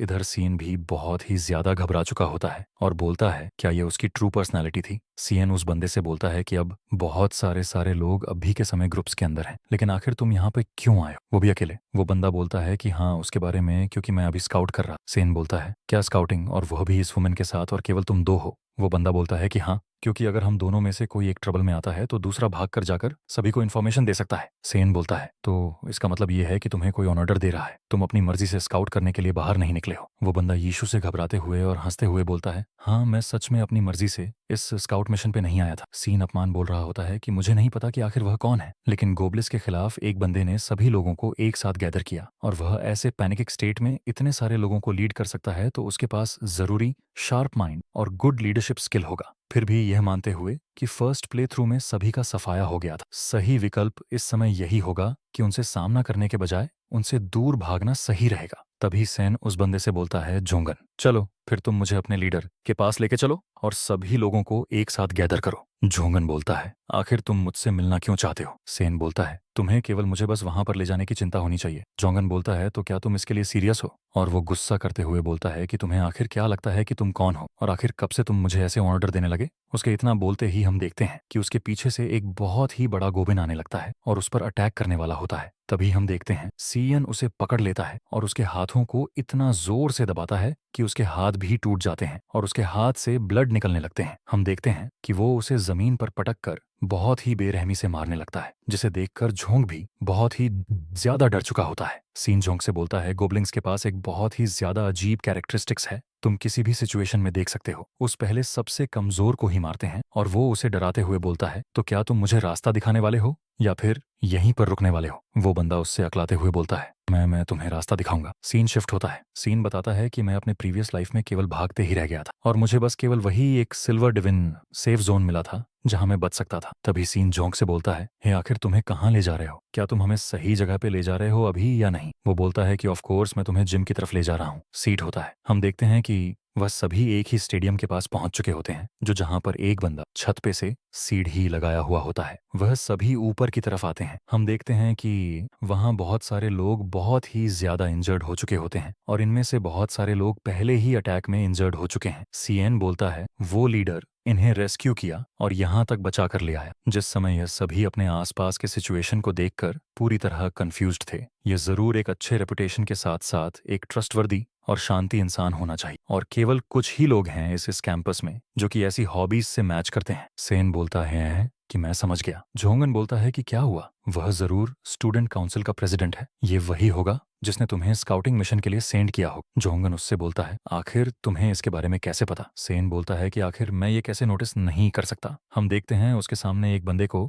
जिसके आजू बाजू में बहुत सारे ऑब्जर्विंग आई घूम रहे होते हैं। वो बोलता है कि ये स्टूडेंट काउंसिल का प्रेसिडेंट ओंगन, हम इसे केवल यूं ही बोलेंगे। वह बोलता है कि यह बहुत ही ज्यादा स्मार्ट और गुड लुकिंग है और क्योंकि वह एक लीडर साबित हो चुका है तो गेग्स निश्चित रूप से अपना ध्यान उस पर केंद्रित कर लेंगे। वह एटलीस्ट एक रियल अवतार के लिए कंसीडर तो किया ही जाएगा। हालांकि प्रीवियस लाइफ में वह हाउ गब्लिन के हाथों मारा गया था। हंग के यहाँ रहने के आधार पर हगन को ये एहसास नहीं है कि अगर वह स्कूल से नहीं भागता है तो उसकी मौत निश्चित है। अगर दूसरे शब्दों में बोले तो वह अब भी किसी का भी अवतार नहीं है, लेकिन इन सभी ऑब्जर्वर्स की संख्या को देखते हुए ऐसा लगता है कि उसे रिक्वेस्ट किया गया होगा। हम देखते हैं यूनन के आसपास बहुत सारे ऑब्जर्वर आई घूम रहे होते। सीएन बोलता है उसे बहुत ही ज्यादा संदेह है, उसे नहीं पता कि गॉड्स उसके लिए तष्टवर्दी है या फिर उसे एक अवतार बनना सही रहेगा। हम देखते हैं यूनन के सिस्टम विंडो पे जो कि बहुत सारे अवतार के इनविटेशन आए हुए होते हैं उस पे। तभी यूनन जोंग यूनन को देख लेता है और बोलता है कि तो तुम फाइनली आ चुके हो, तो फिर क्या ये जीशु है? वो बोलता है, तुम सेफ हो, आखिर तुम्हारे साथ क्या हुआ? सीएन यूनन से बोलता है, यूनन हमें ये ग्रीटिंग सभी बाद में के लिए छोड़ देना चाहिए, हमें पहले जल्द से जल्द यहाँ से निकलने पर ध्यान देना चाहिए। यूनन बोलता है, क्या? और आखिर तुम कौन हो? सीएन बोलता है कि मेरा नाम सीएन कीम है। तभी यूनन बोलता है, तो क्या फिर इसके पीछे कोई रीजन है? सीएन उससे बोलता है, हाँ क्योंकि लीडर का सीएन उससे बोलता है कि हाँ क्योंकि मॉन्स्टर्स का लीडर मर चुका है। यूनन भी चौंकते हुए बोलता है, क्या लीडर? सीएन उससे बोलता है कि मैं पूरी तरह श्योर हूं कि तुम्हें कोई नोटिफिकेशन आया होगा जिसमें लिखा होगा कि हॉबगॉब्लिन लीडर डिफीट हो चुका है। अभी उन मॉन्स्टर को कुछ भी समझ में नहीं आ रहा है क्योंकि उनका लीडर सडनली डिसअपियर हो चुका है। यन बोलता है कि हाँ ये सही है, मैंने वैसे नोटिफिकेशन को देखा था। सीन बोलता है, तो हाँ इसीलिए हमें इस कैंपस को जल्द से जल्द छोड़ देना चाहिए क्योंकि हमारा ऑब्जेक्टिव यहाँ से भागने का है, न कि यहाँ पर सरवाइव करने का और इवेक्युएट करने का है। और इतनी सारी आंखों के बीच में इस सच को छिपाना बहुत ही ज्यादा मुश्किल है। अगर तुम अपने क्वेस्ट विंडो को खोलते हो तो तुम उसमें टाइम लिमिट को देख सकते हो। हम देखते हैं यूनन अपने सिस्टम विंडो खोलता है जिसमें टाइम लिमिट 37/36 और 42 सेकंड्स बचे हुए होते हैं। यूनन बोलता है कि मुझे नहीं मालूम था कि ये चीज भी है। सीन उससे बोलता है, जैसे कि तुम देख सकते हो अब रियलिटी वैसे नहीं रहे जैसे पहले थी। ये ऐसा है कि किसी ने हमें एक गेम में छोड़ दिया है केवल अपने मजे के लिए। यून उससे बोलता है, आखिर तुम्हारा किसी से क्या मतलब है? क्या तुम जानते हो इस चीज के बारे में? सीएन बोलता है, मैं श्योर नहीं हूँ, मैं बस इस सिचुएशन को देख के अंदाजा ही लगा रहा हूँ। हाँ लेकिन मैं भी एक बात पे पूरी तरह श्योर हूँ, वो जो कोई भी है वो डेफिनेटली हमारी तरफ से तो एकदम है नहीं है। सीएन न अपने मन में बोलता है, वो खेल के बारे में केवल अभी न्यू प्लेयर जितना ही जानता है। इससे यह साबित होता है कि योंगन अभी तक कोई भी अवतार नहीं है। मुझे जल्दी से उसे यहाँ से ले जाने के लिए मनाना होगा। अब जब हाउ गब्लिन चला गया है तो लोग अब कम मरेंगे, वह गॉड्स अब बोर होना चालू हो चुके हैं। हम नहीं जानते कि आखिर किस तरीके का अनएक्सपेक्टेड इवेंट हमारे सामने आ सकता है। एक बार स्थिति जब प्लेयर्स के लिए आरामदायक हो जाती है तो गॉड्स का इंटरेस्ट कम होना चालू हो जाता है और उनके रिएक्शन इस रेडिकुलस गेम में सबसे ऊपर मानी जाती है। अभी के लिए गॉड्स को यह मालूम हो चुका होगा कि हॉबगॉब्लिन मारा जा चुका है, तो फिर वह कुछ और पाना चाहेंगे जिससे कि उन्हें एंटरटेनमेंट मिल सके। यन सीएन से बोलता है कि तुम्हारे कहने का यही मतलब है कि सबसेंट काम इस क्वेस्ट को कंप्लीट करना है, जिससे कि पहले हमें यहाँ से एस्केप करना होगा। सीएन उसे बोलता है कि हाँ, जितना जल्दी हो सके हमें यहाँ से निकलना होगा। यूनन बोलता है कि हाँ, हमें अब कोई ना कोई एक्शन लेने की जरूरत है क्योंकि बाहर से हमें कोई भी कांटेक्ट नहीं हो पा रहा है। वो बोलता है कि ऐसा लगता है कि इंटरनेट के माध्यम से बाहरी न्यूज के बारे में जानना संभव हो गया है, लेकिन हमसे हेल्प के लिए कम्युनिकेट नहीं कर पा रहे हैं। मैंने मान लिया कि इसका क्वेस्ट से कुछ लेना देना है। इधर सीएन उसकी बातें सुनकर बहुत ही ज्यादा हैरान हो चुका होता है और बोलता है, क्या आखिर कैसे कोई इतना ज्यादा स्मार्ट और डिटरमाइंड हो सकता है। वह बोलता है कि मुझे पहले प्ले थ्रू के दौरान जेम्स से किसी भी तरीके का स्किप करना या फिर कोई जवाबी हमला याद नहीं आ रहा। मैंने केवल बस इतना सुना कि वो सभी हॉबगॉब्लिन के हाथों मारे गए जब वो खुद को डिफेंड कर रहे थे। तब तो मुझे लगा कि वो लीडर सही से डिसीजन नहीं ले पा रहा होगा या फिर बहुत ही ज्यादा डरवक होगा, लेकिन यह देखने से वैसा नहीं लग रहा। तभी हम देखते हैं कि उसके पीछे एक बंदा आता है और बोलता है कि आखिर तुम क्या बोले जा रहे हो। हमारे लिए सबसे बेहतर यही होगा कि हम यहाँ पर रुककर रेस्क्यू का वेट करें। हमें बाहर जाकर खुद को खतरे में डालने की कोई जरूरत नहीं है। होंगे मुझे मत बोलना कि तुम भी इस इंसान से पूरी तरह सहमत हो। सीएन बोलता है, ये तो डोंगवन पार्क है, ये चूहा कहीं का। आखिर ये बंदा यहाँ पर क्यों है, इसे याद न रखना मेरे लिए इम्पॉसिबल बात। पास्ट लाइफ में इसने मुझे बहुत ही ज्यादा परेशान किया था। यूनन उस बंदे से बोलता है, लेकिन ये तो कब। तभी यूनन उस बंदे से बोलता है कि ये तो तभी मुमकिन होगा जबकि रेस्क्यू टीम या फिर पुलिस हम तक पहुंच सकेगी, और फिर क्या होगा जब तक हम यहाँ पर बैठे हैं तब तक कोई ना है। वो बंदा यून से बोलता है, तो तुम मुझे ये बोल रहे हो कि तुम अब एक जुआ खेलने का रिस्क लोगे जबकि यहाँ लोगों की जान बहुत ही ज्यादा खतरे में है। तभी सीएन बोलता है, वो डोंगवन पार, वो उसी कॉलेज में पढ़ता था जिस कॉलेज में मैं पढ़ता था, लेकिन ये बंदा अब यहाँ पर है। मेरे को ये पूरी तरह आइडिया है कि आखिर पहले क्या हुआ था। ये मास्टर पहले से जानता है। तभी हम देखते हैं उसी बंदे को जो कि उस सीएन को बोलता है, हेलो कैसे हो। वह बोलता है कि मेरा नाम डोंगवान पार्क है और मैं स्टूडेंट काउंसिल का वाइस प्रेसिडेंट। और भाई लोग मैं बता दूं, ये बंदा देखने से बहुत बड़ा बैन का पकोड़ा दिख रहा होता है। तभी सीएन स्माइल करते हुए उसके पास आता है और बोलता है, अरे हाँ, तुमसे मिलकर बहुत ही अच्छा लगा। इस तरह की जगह पर पहले ही तुम्हारा थोपड़ा देखना बहुत ही ज्यादा अच्छा है। वो डोंग पार्क बोलता है कि इसे छोड़ो, लेकिन मैंने सुना कि तुम यूनन से कुछ बकवास बातें किए जा रहे। तुम बोल रहे थे कि यहाँ से एस्केप करने के बारे में और ऐसे ही कुछ रेडिकुलस बातें कर रहे। तभी सीन उससे बोलता है कि आखिर तुम्हें क्यों लगता है कि वो सभी बातें रेडिकुलस हैं। डोंगन पर्क बोलता है, क्या तुम सीरियस हो, क्योंकि यहाँ पर आधे से ज्यादा लोग भी इंजर्ड हैं और तुम उन्हें यहाँ से स्किप करने के लिए ले जाना चाहते। ऐसा लगता है कि कुछ मॉन्स्टर को मारने के बाद तुम बहुत ही ज्यादा फियरलेस हो चुके हो, लेकिन वो सारी चीजें इंसानी के इंसानों के समझ से बहुत ही ज्यादा परे हैं। बिना किसी प्रॉपर इक्विपमेंट के यहाँ से एस्केप करना बहुत ही ज्यादा इम्पॉसिबल है, और इतनी बड़ी संख्या के लिए यही सही रहेगा कि हम यहाँ पर रुककर मिलिट्री या पुलिस का मदद आने के लिए इंतजार करें। सीन अपने मन में गुस्सा करते हुए बोलता है, हाँ, ये एक वैलिड ओपिनियन है जो कि एक नॉर्मल पर्सन दे सकता है, लेकिन मैं जानता हूँ कि आखिर तुम किस तरीके के इंसान हो। तुम उस टाइप के साइको हो जो कि किसी भी टाइप के ग्रुप में शामिल हो जाता है और सभी को अंदर से एडगेट करने में तुम्हें मजा आता है। इसे दूसरों की मौत से कोई परवाह नहीं, अगर उनका अंत इसके लिए अच्छा हो। यह इंसानी खाल के अंदर एक मॉन्स्टर है। वो अपने मन में बोलता है, इस डोंगवन पार्क के मुंह से ग्रुप के इंटरेस्ट के बारे में बातचीत सुनना, ये सच में कितना हंसाने वाली बात है, लेकिन चूहे इस बार तुम्हारे तरीके से कुछ नहीं होने वाला। तभी हमारी मेन कैरेक्टर जीसू बोलती है, हाँ भाई, मेरे लिए मेन कैरेक्टर यही है, तुम्हें जो चाहिए वो उसे समझ लो। वो डोंगवान से बोलती है, हे एक्सक्यूज मी, क्या तुमने बोला कि कुछ लकी किल्स, क्या तुमने देखा भी कि हमने गोब्लिन्स को कैसे मारा। वो बंदा बोलता है, क्या गोब्लिन्स, बताओ, इस बंदे को मालूम भी नहीं कि उन सभी मॉन्स्टर्स को गोब्लिन बोला जाता है। जीसूस उसे बताती है कि हाँ, ये जो सभी मॉन्स्टर मरे हैं इनके सेट पर नाम दिखाई दे रहा है गोब्लिन्स, और जब तुम उन्हें मारोगे तो उनका नाम उनके सर पे लिख कर आ जाएगा। तभी डोंगवन जीसू से बोलता है, तो तुम्हारे कहने का मतलब है कि तुमने भी उनमें से किसी एक को मारा है। तभी जीसूस पे गुस्सा करते हुए बोलती है, तो क्या फिर मुझे बाहर जाकर तुम्हें दिखाना पड़ेगा। वो बंदा उसकी बातें सुनकर चुप हो जाता है। जीसू को अपना मोबाइल दिखाते हुए बोलती है कि अगर हम यहाँ पर रुकते हैं तो हम बेवकूफ़ी होंगे जो कि यहाँ पर बैठकर रेस्क्यू का इंतजार करेंगे। वो अपने मोबाइल में दिखाती है ब्रेकिंग न्यूज के बारे में, जो कि बहुत सारे मॉन्स्टर्स पूरी दुनिया में अपीयर हो रहे हैं। वो उन सभी से बोलती है कि मिलिट्री और पुलिस अभी के लिए अनअवेलेबल है और हमें कोई आइडिया नहीं कि आखिर हमारी मदद के लिए वह सभी कब आएंगे। तभी डोंगवन उससे बोलता है, लेकिन क्या तुम्हें लगता है कि दूसरे लोग तुम्हारी बात से सहमत होंगे। सीएन बोलता है, तो फिर अगर ऐसी बात है तो तुम यहीं पर रुक सकते हो। वो बंदा बोलता है, क्या। सीएन उससे बोलता है, पहली बात मैं बता दूं कि मैं यहाँ पर किसी को कन्विंस करने के लिए नहीं आया। तुम्हारा यहाँ पर रुकना तुम्हारी प्रॉब्लम है और तुम्हारा चॉइस है। सीएन अपने मन में बोलता है, लेकिन अगर ये वही डंगवान है जिसे मैं जानता हूँ तो ये यहाँ पर रुकना पसंद नहीं करेगा। उसका मेन गोल ये है कि उस उन सभी को ऑडिटोरियम की तरफ ले जाना और उन्हें मारने के लिए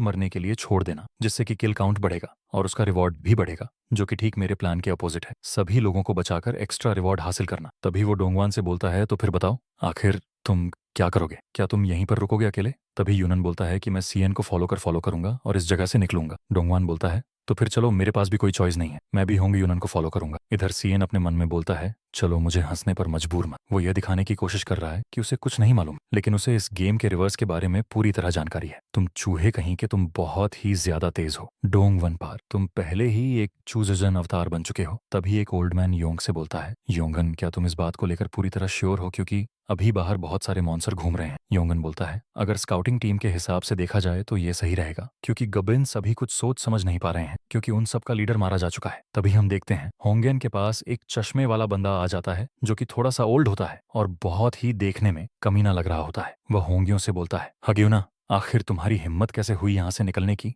और दूसरे लोगों को अपने साथ घसीटने की? और उसे धमकी देते हुए बोलता है कि अगर तुम मेरे से बली एक्ट करते हो तो तुम अपने नेक्स्ट सेमेस्टर को फेल करने वाले हो। और ऐसे ही लगातार आलतू फालतू बातें उससे बोले जा रहा होता है। हम देखते हैं इरियरसियन को, जो कि अपने मन में सोच रहा होता है, क्या वो सच में सीरियस है? वो इस सिचुएशन में ग्रेड्स के बारे में सोच रहा है। इतना स्लो होने के बावजूद भी आखिर वो एक प्रोफेसर कैसे बन गया? हम देखते हैं जो कि सभी लोगों को गैदर कर चुका होता है और सभी से बोलता है, सभी लोग सावधानी पूर्वक फॉलो करना और सभी लोग चलने के लिए रेडी हो जाओ। जीसू सीन से बोलती है, तो सीएन क्या हमें ऐसे ही यहाँ से निकलना चाहिए? सीएन बोलता है कि हाँ, कुछ स्पेशल इंसिडेंट होने से पहले हमें यहाँ से निकल जाना चाहिए। जीसू बोलती है, क्या तुम्हारा मतलब गोब्लिन्स से? सीएन बोलता है, नहीं, गोब्लिन्स बिना लीडर के लोगों के ग्रुप पे अटैक नहीं करेंगे। वो बोलती है, तो फिर तुम्हारा क्या मतलब है? सीएन अपने मन में बोलता है, वो कमीना छुआ, वो मेरी आंखों में बहुत ही ज्यादा छुप रहा है, लेकिन मैं उसे इमीडिएटली मार नहीं सकता। यहाँ पर बहुत सारी आंखें हैं जो हमें देख रही हैं और शायद मैं इसका अर्थ में जाकर किसी तरीके से यूज कर पाऊं। तभी अन सभी से बोलता है, सभी कि गोबली से केयरफुल रहना, जो कि हमारे आसपास घूम रहे हैं। दूसरा कोई बोलता है, तो क्या फिर वो हम पर अटैक नहीं करने वाले? यूनन बोलता है कि हम लोग ठीक रहेंगे अगर हम लोग ऐसे ही झुंड में रहे। तो सीन उसे देख के बोलता है, वो सच में बहुत ही अच्छा कर रहा है, जैसा कि मैंने उसे बोला था। तो फिर मुझे लगता है कि सब कुछ उसी को संभालने देना चाहिए। यूनन बोलता है, हम लोग लगभग पहुंच चुके हैं, लेकिन थोड़ी देर के लिए और रुक जाओ। हम देखते हैं कि वह सभी कैंपस के एंट्रेंस के पास पहुंच चुके होते हैं। दूसरा बंदा बोलता है कि हम लोग कैंपस के एंट्रेंस तक पहुंच चुके हैं, हमें वह सामने कैंपस का एंट्रेंस दिखाई दे रहा है। मैं उस एंट्रेंस को देखकर आज तक इतना ज्यादा कभी खुश नहीं हुआ। तो फिर क्या हम लोग यहाँ से निकलने वाले हैं? तभी सीन को एक सिस्टम विंडो शो होता है, जिसमें लिखा होता है कि डिफिकल्टी लेवल अब इंक्रीज होने जा रही है और यह एफ रैंक से ई रैंक में बदली जा रही है और जल्दी ही सेंटिनल्स दिखाई देना चालू हो जाएंगे। तभी हम देखते हैं एक बहुत तेज का धमाका होता है, जिससे कि अर्थक्वेक आने लगती है। सभी बंदे बोलते हैं कि आखिर ये क्या हुआ, क्या ये कोई अर्थक्वेक है? तभी हम देखते हैं एक बंदे को जो कि अपने ऊपर की तरफ देख रहा होता है और बोलता है कि आखिर ये क्या है। हम देखते हैं ठीक उसके सामने एक बहुत बड़ा मीनाटोर आगे खड़ा हो गया होता है। मीनाटोर उन्हीं सन जैसे देख रहे हो मॉन्स्टर को बोला जाता है। वो मीनाटोर भी अपना सर झुका के उन्हीं सभी की तरफ देख रहा होता है, क्योंकि उसके सामने सभी ह्यूमंस बहुत ही छोटे दिखाई दे रहे होते हैं। सीएन अपने मन में बोलता है, क्या सच में वो सीरियस है? पहली क्वेस्ट में ही एक मीनाटोर, उन सभी ने ऐसे मॉन्स्टर को रिलीज कर दिया है जिसे 15 क्वेस्ट में देखा जाना चाहिए था। एक हॉबगॉब्लिन जैसे ईडन बॉस से किसी ना किसी तरीके से निपटा जा सकता है, लेकिन उन सभी ने एक कमिनाटर को इस स्टेज पे लाके रख दिया जिससे कि प्लेयर्स टीम बनाकर भी डिफिट नहीं कर सकते हैं। लेकिन ये सेंटिनल, ये एक अनविनेबल सिनेरियो है जो कि एक सिंगल प्लेयर गेम्स में पाया जाता है। लेकिन रियल फैक्ट तो ये है कि उन लोगों ने इस मॉन्स्टर को इसलिए रिलीज किया क्योंकि वो चाहते हैं कि लोग मरे। इतना डर्टी ट्रिक्स खेलना सच में वो कमीना अकराट। लेकिन क्योंकि ये फर्स्ट क्वेस्ट है तो इस सेंटिनल्स के पावर पे भी लिमिट लगा होगा और ये सभी मीनाटोर सी लेवल के मॉन्स्टर होते हैं, लेकिन इस मीनाटोर के स्टेट ऑफ रैंक से बाहर नहीं। हमें उस मीनाटोर के स्टेट्स के बारे में दिखाया जाता है जो कि सब में 100 होता है। तभी हम देखते हैं सभी लोग बहुत ही ज्यादा पैनिकिक हो जाते हैं और इसी पैनिकिक का फायदा उठाते हुए डोंगवन सभी से बोलता है कि सभी लोग जल्दी से जल्द भागो। हम देखते हैं कि उसके मुंह पर एक तमाचा आके लगता है, लेकिन यह तमाचा नहीं, जीसू ने अपने हाथ से उसका मुंह बंद कर दिया होता है और बोलती है कि आखिर तुम्हें क्या लगता है कि तुम क्या कर रहे हो? अब शांति से रहो। सीन अपने मन में बोलता है, भागना हमेशा एक ऑप्शन नहीं था। मिनट और अभी एक बूल की तरह सिमर बिहेव कर रहा है और उसके ऐसा कहने पर हम अगर भागने की कोशिश करते हैं तो वह सीधा हमें पकड़ने की कोशिश करेगा और वह चूहा ऐसा ही चाहता है। तभी हम देखते हैं कि उसके सामने से एक बंदा निकल के भाग चुका होता है, जिसे सीन नोटिस कर लेता है। सेन बोलता है कि हम उस मॉन्स्टर के सामने से ऐसे ही नहीं भाग सकते। हम देखते हैं वह बंदे को जो कि मॉन्स्टर के उसी मीनाटोर के सामने से भाग रहा होता है। हम देखते हैं उस मीनाटर को जो कि बहुत ही तेज दहाड़ लगाता है, जिसकी आवाज सुन के एक लड़की बोलती है कि मेरे तो अब पैर भी नहीं हिल रहे हैं। सेन बोलता है, तो फिर क्या उसके डर के अंदर कोई फियर इफेक्ट है? इस सिचुएशन में सबसे बेटर यही होगा कि अपने कान बंद करके खड़े रहो, बल्कि केयरलेसली इधर उधर भागने से। अच्छा, तभी हम देखते हैं उसी टीचर को जो कि यूनन को लगातार धमकाया जा रहा था। हम देखते हैं कि वही भाग रहा होता है। तभी वो मॉन्स्टर अपना पंच बनाते हुए एक जोरदार उसके फेस पे मारता है, जिससे कि आप सभी देख सकते हो कि उसकी क्या हालत हो चुकी है। वहां पर उस प्रोफेसर के टुकड़े भी नहीं दिखाई दे रहे होते हैं। इस सीन को देखकर सभी स्टूडेंट बहुत ही ज्यादा खौफ में आ जाते हैं। वो मॉन्स्टर उसे मारकर बहुत ही तेज से रखाम कहोल करने लगता है। इधर हम देखते हैं यूनन बोल रहा होता है कि इसकी हाइट 5 मीटर से अधिक होनी चाहिए। उसने बिना मूव किए और बिना किसी हथियार के सभी को टुकड़ों में बांट डाला। वह अपने मन में बोलता है कि आखिर यह डिफिकल्टी लेवल इंक्रीज क्यों हो गया। मुझे भागकर निकलने का यहाँ से कोई रास्ता नहीं दिख रहा है। नहीं, इसके बजाय क्या हमारा भागना सही चॉइस होगा? तो फिर आखिर मैं क्या करूं? हम देखते हैं इधर सीएन को भी, जो कि चुपचाप खड़ा होकर सभी कुछ देखे जा रहा होता है। तभी सीएन यून से बोलता है, किसी एक बंदे को इसके अटेंशन को अपनी तरफ खींचना होगा और यह काम मैं करूंगा, एक बेट के तौर पे। यूनन बोलता है, क्या बेट? नहीं सीन, तुम्हें ऐसे करने की कोई जरूरत नहीं है। सीन उससे बोलता है, तो फिर क्या यहाँ पे कोई और है या फिर हम यहाँ पे रहकर खुद को एनरेट होने देंगे? यूनन अपने मन में बोलता है। यहाँ तक कि ऐसी सिचुएशन के सामने भी उसके फेस पे थोड़ी सी भी नर्वसनेस नहीं है और वो बहुत ही नॉर्मली इस सिचुएशन पे रिएक्ट कर रहा है। मैंने हमेशा से खुद को रैशनल माना है, इसका मतलब तर्कसंगत। अब समझ लो क्या होता है। वो बोलता है, लेकिन ये बंदा अलग ही लेवल पे है। हम देखते हैं जीशु को, जो कि अभी भी उस डोंगवन का फेस पकड़ी हुई होती है। तभी हम देखते हैं सीएन को, जो कि उसे इशारा करता है उसे छोड़ देने के लिए। जीससु उसे देखती है और अपने मन में बोलती है, ऐसा लगता है कि उसके पास कोई प्लान है, लेकिन यह बंदा सच में बहुत ही ज्यादा अनोइंग है। इधर डोंगवान अपने मन में बोल रहा होता है कि यह शर्म की बात है कि मैं सभी रिवर्स को नहीं चुरा सका, लेकिन अब मैं कुछ कर भी नहीं सकता। हम देखते हैं सीन को, जो कि कुछ रेड कलर के कपड़े जैसा उठाता है। यूनन उससे बोलता है कि तुम इसके साथ करने के वाले हो। इधर डोंगवान सोच रहा होता है कि उन्होंने मेरे को उस मीनाटोर के खिलाफ वार्निंग दी है, इसलिए मेरे को अभी के लिए पीछे हटना होगा। अभी बहुत सारी रिक्वेस्ट आने वाली है और मैं गॉड द्वारा चूज किया गया हूँ, तो मुझे जल्दी करने की कोई जरूरत नहीं। यूनन बोलता है, ऐसा लगता है कि अब कोई रास्ता नहीं। तभी हम देखते हैं सीएन को, वह अपने मन में सोच रहा होता है कि मुझे नहीं पता कि आखिर वह हमारे लिए कितना समय प्रोवाइड कर पाएगा, लेकिन हमारे पास अब कोई दूसरा चॉइस नहीं है। और वह सीएन से बोलता है, मुझे माफ करना, लेकिन मैं तुम पे भरोसा कर रहा हूँ। हम हमेशा तुम्हारे लिए आभारी रहेंगे। सीएन यून से बोलता है, जब मैं तुम्हें सिग्नल दूंगा तो सभी को लीड करते हुए यहाँ से भागने के लिए तैयार रहना। यूनन बोलता है, ठीक है, मैं समझ गया। तभी हम देखते हैं सीएन को, जो कि जंप करते हुए उस क्लोथ के साथ उस मिनटोर के सामने आ जाता है। हम देखते हैं वो मिनटोर जो कि सीएन की तरफ बढ़ने लगता है। तभी सीएन उन सबको इशारा देता है और बोलता है, सभी लोग अभी भागो। तभी हम देखते हैं यन को, जो कि सभी को ऑर्डर दे देता है एंट्रेंस की तरफ दौड़ने के लिए। हम देखते हैं सभी लोग बहुत ही तेजी से घायल अवस्था एंट्रेंस की तरफ भाग रहे होते हैं। इधर उन्होंने यन सभी को चिल्ला चिल्ला के बोला होता है, सभी लोग भागो और पीछे देख के मत, पीछे मुड़कर मत देखना। तभी हम देखते हैं यूनन के लिए नोटिफिकेशन आता है, जिसमें लिखा होता है कि आपने कमांडिंग साओ का एबिलिटी हासिल किया है। और वो अपने मन में सोच रहा है कि सीएन आखिर कैसा कर रहा होगा। हम इधर देखते हैं सीएन को, जो कि लगातार उस मॉन्स्टर के अटैक्स को डच किए जा रहा होता है। और ऐसे डच करते देख यूनन भी बहुत ही ज्यादा हैरान हो जाता है और बोलता है कि क्या आखिर वो उसके अटैक्स को कैसे डच कर ले रहा है इतनी आसानी से। ये तो सच में बहुत ही ज्यादा इनक्रेडिबल है। वो अपने मन में बोलता है, नहीं, ये डिस्ट्रैक्ट होने का समय नहीं है, और सभी को ऑनर्डस देता है कि मेन एंट्रेंस की तरह सभी लोग भागो। वो अपने मन में बोलता है, जब मैं एंट्री से बाहर निकल जाऊंगा तब मैं इसके बारे में दोबारा सोचूंगा। तभी उन सभी को उनका सिस्टम विंडो शो होता है,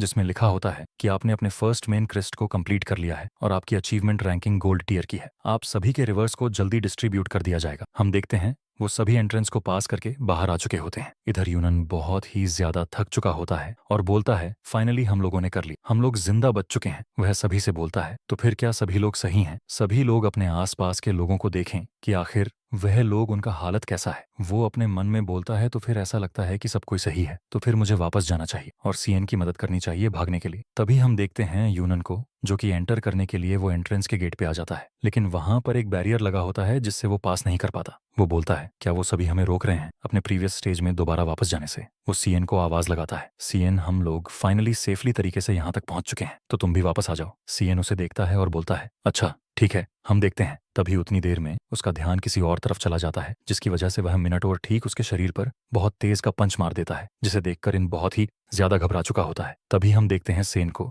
जो कि दीवार के पास जाकर जोर से टकराता है, जिसे देखकर बाकी सारे लोग बहुत ही ज्यादा हैरान हो चुके होते हैं और बहुत ही ज्यादा डर चुके होते हैं। बोल रहे होते हैं कि नहीं, ऐसा नहीं होना चाहिए। इधर ही उन्होंने अपने मन में बोल रहा होता है कि मुझे माफ करना, मुझे माफ करना सीएन, हम तुम्हारे सैक्रिफाइस को ऐसे ही जाया नहीं जाने, और इसके लिए मैं तुमसे यह प्रॉमिस करता हूँ। और वह रोते हुए भी जीससु से भी माफी मांग रहा होता है। हम देखते हैं जीससु को, जो कि अभी भी चुपचाप खड़ी हुई होती है और कोई रिएक्शन नहीं दे रही होती। इधर सीन अपने मन में बोल रहा होता है कि मैं अपने पास्ट लाइफ में उतना ज्यादा भी अच्छा बंदा नहीं था। अगर ठीक से बोला जाए तो मैं बहुत ही बड़ा सेल्फिश इंसान था जो कि अब तक चेंज नहीं हूँ। तो फिर शायद मुझे इसीलिए अजीब फील हो रहा है क्योंकि हंग ने मुझे थैंक्स बोला, लेकिन मुझे लगता है कि यह उतना भी ज्यादा खराब नहीं है और एक बहुत ही क्रीपी सी स्माइल देता है। तभी हम देखते हैं कि उन मलबों में बहुत बड़ा रिएक्शन होता है और उन्हीं मलबों में से सीएन बाहर निकल के आता है और अपने हाथों को स्ट्रेच करने लगता है। वो बोलता है कि मैं अपने पास्ट लाइफ में बहुत ही ज्यादा वीक था और वहां पर बहुत सारे ऐसे लोग थे जो कि मेरे से बहुत ही ज्यादा टैलेंटेड थे और केवल जिंदा रहने के लिए मैं बहुत ही ज्यादा कोल्ड और सेल्फिश बन गया। लेकिन आखिर उसका अंत कैसा हुआ? अगर तुम जीत भी जाते हो तो यह तुम्हारे लिए पूरी तरह पॉइंटलेस है।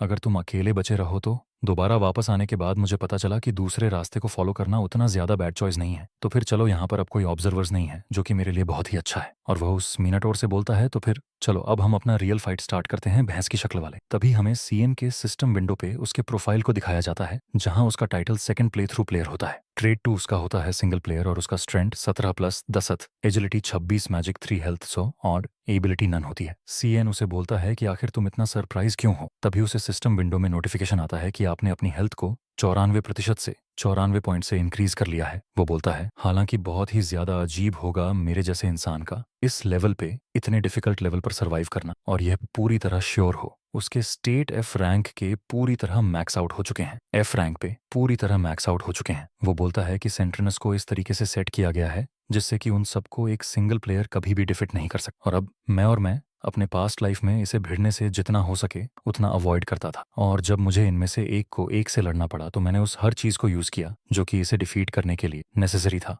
और मुझे दूसरों की जिंदगी के बारे में कोई परवाह नहीं, जब तक कि मैं सरवाइव कर पा रहा था। लेकिन इस बार मैं सब कुछ वैसे नहीं होने देने वाला हूँ। हम देखते हैं सीएन को, जो कि गुस्सा होते हुए उस मीनाटोर पे अटैक कर देता है और जाके उसका एक्स को पकड़ लेता है अपने दोनों हाथों से। तभी हम देखते हैं कि उसे नोटिफिकेशन आता है जिसमें लिखा होता है कि आपने अपने स्ट्रेंथ को 83 पॉइंट से इंक्रीज कर लिया है अपने पॉइंट्स को एक्सचेंज करके, और आप अपने स्ट्रेंथ के मैक्सिमम लिमिट तक पहुंच चुके हैं। अब आप अपने स्ट्रेंथ पे अपने पॉइंट्स को स्प्रिंट नहीं कर सकते हैं। सीएन बोलता है, तो फिर अब ये पूरी तरह बैलेंस हो चुका है क्योंकि उस मिनाटोर का भी स्ट्रेंथ 100 था और सीएन का भी अभी स्ट्रेंथ 100 हो चुका है, तो ये इक्वल इक्वल बात हुई। तभी हम देखते हैं सीएन हॉप गोबन का ग्रिडलर इक्विप कर लेता है जिससे कि उसके स्टेट स्ट्रेंथ के 10 प्लस हो जाते हैं। सीएन उससे बोलता है, चलो अब देखते हैं, तुमने मुझे दीवार पे हिट किया था ना। तभी हम देखते हैं कि वो अपने हाथ के ग्रिप को और भी ज्यादा टाइट करते हुए उसके हॉर्न को तोड़ डालता है और बोलता है कि आखिर इसके बारे में क्या मजा आ गया तुम्हें? तुम चाहे जितना भी ज्यादा स्ट्रगल कर दो, मैं फिर भी तुमसे बहुत ही ज्यादा स्ट्रंगर हूँ। वो बोलता है कि मैं अपने पास्ट में ऐसा कुछ करने का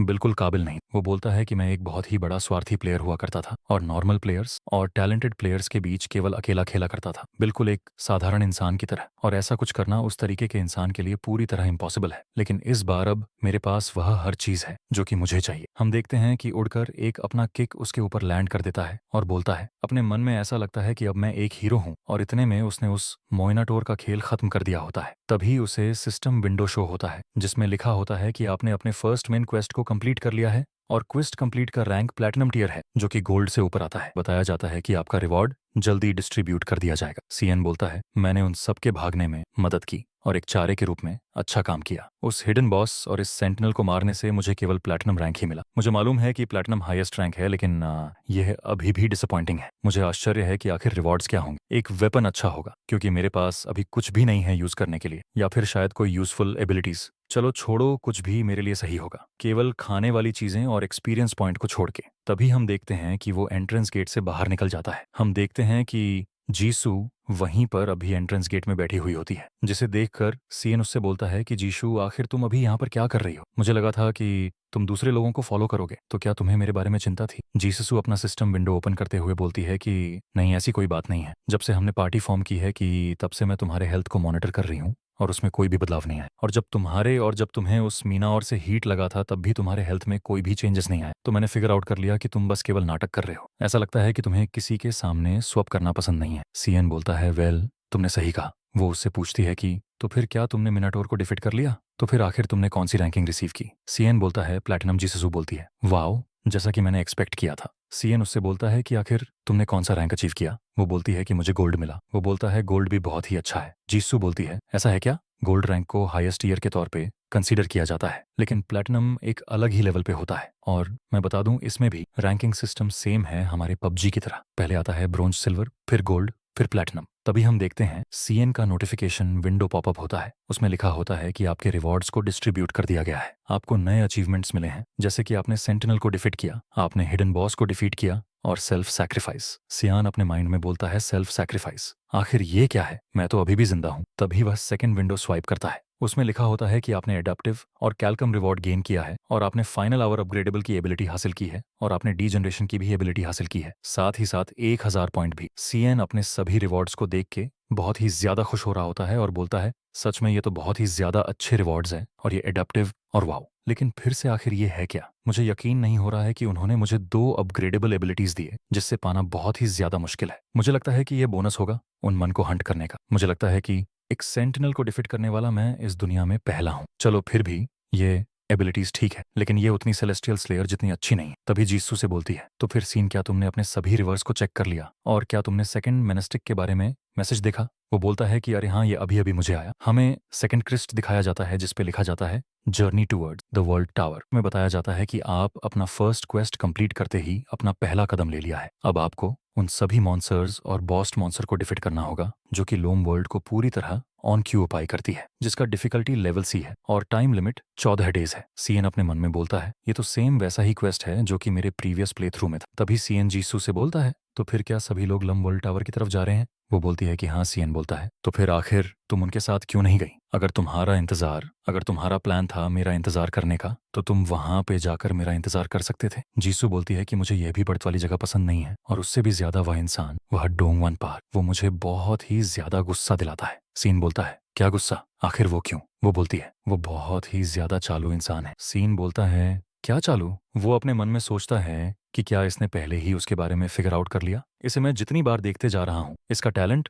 और भी ज्यादा इंप्रेसिव होते जा रहा है। यह मानती हुई कि उसके पास सेलेस्टियल स्लेयर भी है। यदि वे अपनी पिछली लाइफ में जल्दी नहीं मरती तो वो एक बहुत ही बड़ी फेमस प्लेयर होती, या तो एक फेमस हीरो या फिर एक फेमस विजन के रूप में है। जीसू से पूछती है तो क्या अब हमें भी सीधे एकदम लॉन्ग टावर की तरफ चलना चाहिए और वहीं हमें कुछ देर रुक के चलना चाहिए क्योंकि इसका टाइम लिमिट 2 वीक्स है। लेकिन अगर देखा जाए तो यहाँ पर जीसू सभी मामले में सबसे अलग रही हो, लेकिन यहाँ पर कोई भी ऑब्जर्वर दिखाई नहीं दे रहा। तभी वो जीसू से बोलता है हे जीसू, मेरे पास एक क्वेश्चन है, क्या तुम एक चूजे अवतार बन चुकी हो? वो बोलती है कि नहीं, सच में मुझे यकीन नहीं हो। अगर गॉड्स ने रिक्वेस्ट भेजा होता तो उन्हें अवतार बनने के लिए फायदे भी बताए होते हैं, लेकिन छोड़ो, मुझे तो अभी के लिए डडी प्रिटेंड करना चाहिए। जीसी बोलती है कि मैं ऐसे किसी को सर्व नहीं कर सकती जिसे मैं कभी देख नहीं सकती, और यह का अवतार ने इसे सुनकर ही मुझे बहुत ही ज्यादा गुस्सा आने लगता है। सीएन बोलता है ऐसा है क्या? मुझे लगता है कि तुम्हारी पर्सनैलिटी पूरी तरह चेंज हो चुकी है। वह अपने मन में सोचता है कि सच में उसका दिमाग बहुत ही ज्यादा शांत है, लेकिन ये बताना थोड़ा कठिन है कि वह सेलेस्टियस लेयर का इफेक्ट है, क्योंकि वो मैडनेस का कोई भी साइन शो नहीं कर रही है। यहाँ तक कि ब्लड डीमन भी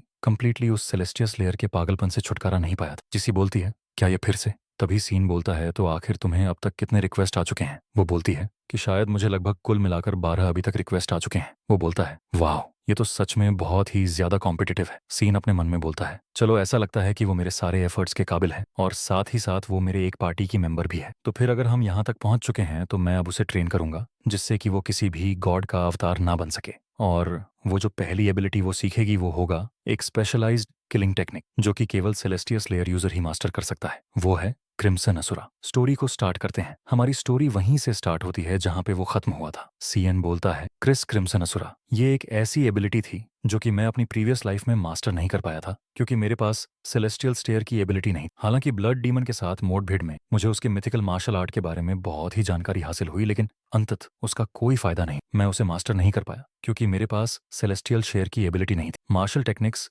प्राकृतिक तौर पर डेवलप्ड होती है, इसे ट्रेन करना या फिर हासिल करना बहुत ही ज्यादा कठिन होता है, और इसीलिए मैं अपने पिछले लाइफ में इसे ज्यादा प्रेफर नहीं करता था। और वो जीसू की तरफ देखते हुए बोलता है लेकिन इसका इतनी देर में ही इस लेवल तक पहुंचना, जबकि मैंने उसकी थोड़ी सी मदद की। इसकी स्पीड सच में बहुत ही ज्यादा अनइमेजिनेबल है। हम देखते हैं कि जीसू अपने स्किल्स की प्रैक्टिस कर रही होती है। तभी हमें कुछ घंटे पहले का सीन दिखाया जाता है। एक सिटी का सीन हम देखते हैं जहां पर बहुत सारे गोब्लिन मॉन्स्टर सीएन की तरफ अटैक करने के लिए आ रहे होते। तभी हम देखते हैं सीएन को जो कि अपने फाइनलिटी ऑफ टाइम का यूज करता है जिससे कि उसके मूवमेंट्स कुछ समय के लिए बहुत ही ज्यादा तेज हो जाएंगे, और इसका कूल डाउन 1 ऑनवर का होता है। हम देखते हैं सीएन को जो कि अपना पंच बनाते हुए सभी गोब्लिन मॉन्स्टर को मार देता है जिससे कि वो गोब्लिन मॉन्स्टर पीछे की तरफ जाने लगते हैं। वो बताता है पेनल्टी ऑन ऑफ टाइम। ये एक ऐसा स्किल है जो कि अटैक और सर्वाइवल के स्टेट्स को उसके मैक्स तक ले जाती है कुछ समय के लिए, और ये भी एक 2 टाइप स्किल है जिससे कि ड्यूरेशन और इसका कॉल डाउन साथ साथ इंक्रीज होता है। तभी हम देखते हैं कोई उसे आवाज लगाता है, सीएन पीछे देखो, तुम्हारे और ये जीसू होती है। हम देखते हैं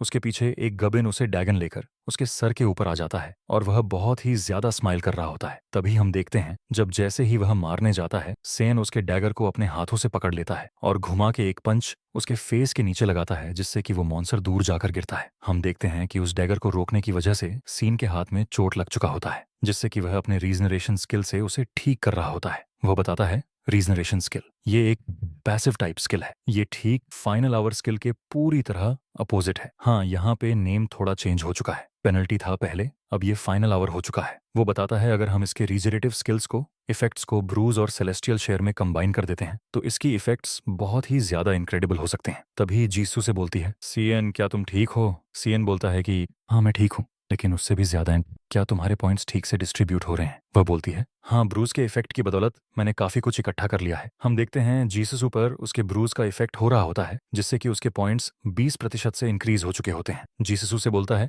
ऐसा लगता है कि हमने इस एरिया को पूरी तरह क्लियर कर दिया है, तो फिर चलो हम कभी किसी प्राइवेट जगह पे चलकर अपने एबिलिटीज को शेयर करते हैं। जीसू बोलती है, क्या एबिलिटीज को शेयर करते हैं? सीएन बोलता है, अरे तुम चलो ना। हम देखते हैं वो किसी कैफे के अंदर आ चुके होते हैं। तभी सीएन उससे बोलता है, तुम अपना स्टेटस विंडो ओपन करो। तभी हमें सीएन के सिस्टम विंडो को दिखाया जाता है, जिसमें लिखा होता है कि पार्टीज के बीच एबिलिटीज को शेयर कर किया जा रहा है, जिसमें हम देखते हैं कि वही अपने रीजनरेशन एबिलिटी को उसके साथ शेयर कर रहा था और उससे सेलेस्टियल शेयर की एबिलिटी ले रहा था। और मैं बता दूं, ये अपने एबिलिटीज को शेयर करके एक दूसरे के एबिलिटीज को यूज कर सकते हैं। सीएन बोलता है अपने मन में, फाइनल आर एबिलिटी वो उतना भी ज्यादा बुरा नहीं, लेकिन रीजनरेशन एबिलिटी जीसू के लिए बहुत ही ज्यादा इफेक्टिव होगा। तभी सिस्टम में लिख के आता है कि आपके पार्टी मेंबर्स के साथ आपकी फ्रेंडशिप उतनी ज्यादा गहरी नहीं, इसीलिए आपके एबिलिटीज के प्रभाव को 30% से डिक्रीज कर दिया गया है। और जैसे जैसे अपने पार्टी मेंबर के साथ आपका फ्रेंडशिप गहरा होता जाएगा, वैसे वैसे एबिलिटीज का प्रभाव 80% से बढ़ सकता है। हालांकि शेयर एबिलिटीज में कोई भी कमी शामिल नहीं है। इस नोटिफिकेशन को देखकर सीएन भी चौंक चुका होता है और बोलता है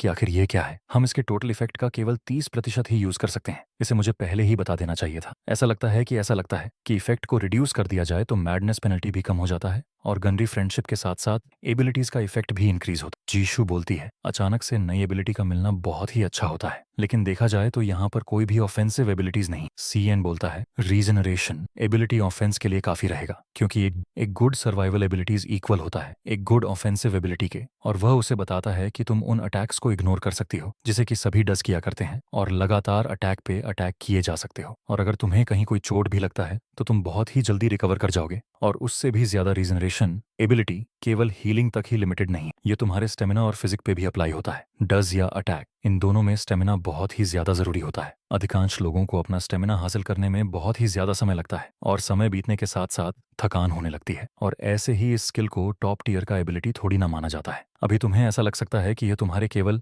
रिकवरी रेट को ही बढ़ा सकता है, लेकिन जैसे जैसे तुम्हारे एबिलिटीज का लेवल इंक्रीज होते जाएगा वैसे वैसे ये बहुत ही ज्यादा इफेक्टिव होता जाएगा। जीसू बोलती है, अच्छा ये सच में बहुत ही ज्यादा बेहतरीन एबिलिटी लगता है, इसके लिए तुम्हारा शुक्रिया। वो बोलता है, नहीं नहीं इसकी कोई जरूरत नहीं, क्योंकि मुझे भी बदले में कुछ अच्छा मिला है। सीएन बोलता है, क्योंकि हमारे पास कुछ ज्यादा समय बचा हुआ है तो मैं ये सोच रहा हूँ कि मैं कुछ नए एबिलिटीज को थोड़ा सीख लूं और उसके दूसरे स्टेज तक लेके जाऊं। जीसस उससे बोलती है, क्या हमारे पास पहले डिसेंट अमाउंट में एबिलिटीज नहीं है? सेन उसे बोलता है कि हाँ तुम ऐसा कह सकती हो, और वो अपने मन में बोलता है, डिसेंट अमाउंट में एबिलिटीज उतना ज्यादा काफी नहीं होगी जब हम एक गॉड के अवतार से मिलेंगे। और हाँ, रीजनरेशन के अलावा मेरे पास एक और एबिलिटी है जो मैं तुम्हें दे सकता हूँ। लिस्सू उसे बोलती है, क्या? लेकिन स्किल शेयरिंग तो तभी सीएन उसे बोलता है, हाँ ये एबिलिटीज तुम बिना किसी एबिलिटी को शेयर किए दे सकते हो। जीससू अपना अजीब सा फेस बनाते हुए बोलती है, तुम्हारा शुक्रिया सीएन, लेकिन क्या सच में तुम पहले से हमेशा ऐसे ही थे? ऐसा लगता है कि तुम मुझे बहुत सारी चीजें दे रहे हो, लेकिन अभी के लिए तुम्हें खुद के बारे में केयर करना चाहिए। हम देखते हैं कि वह दोनों शांत हो जाते हैं यह बात सुनकर,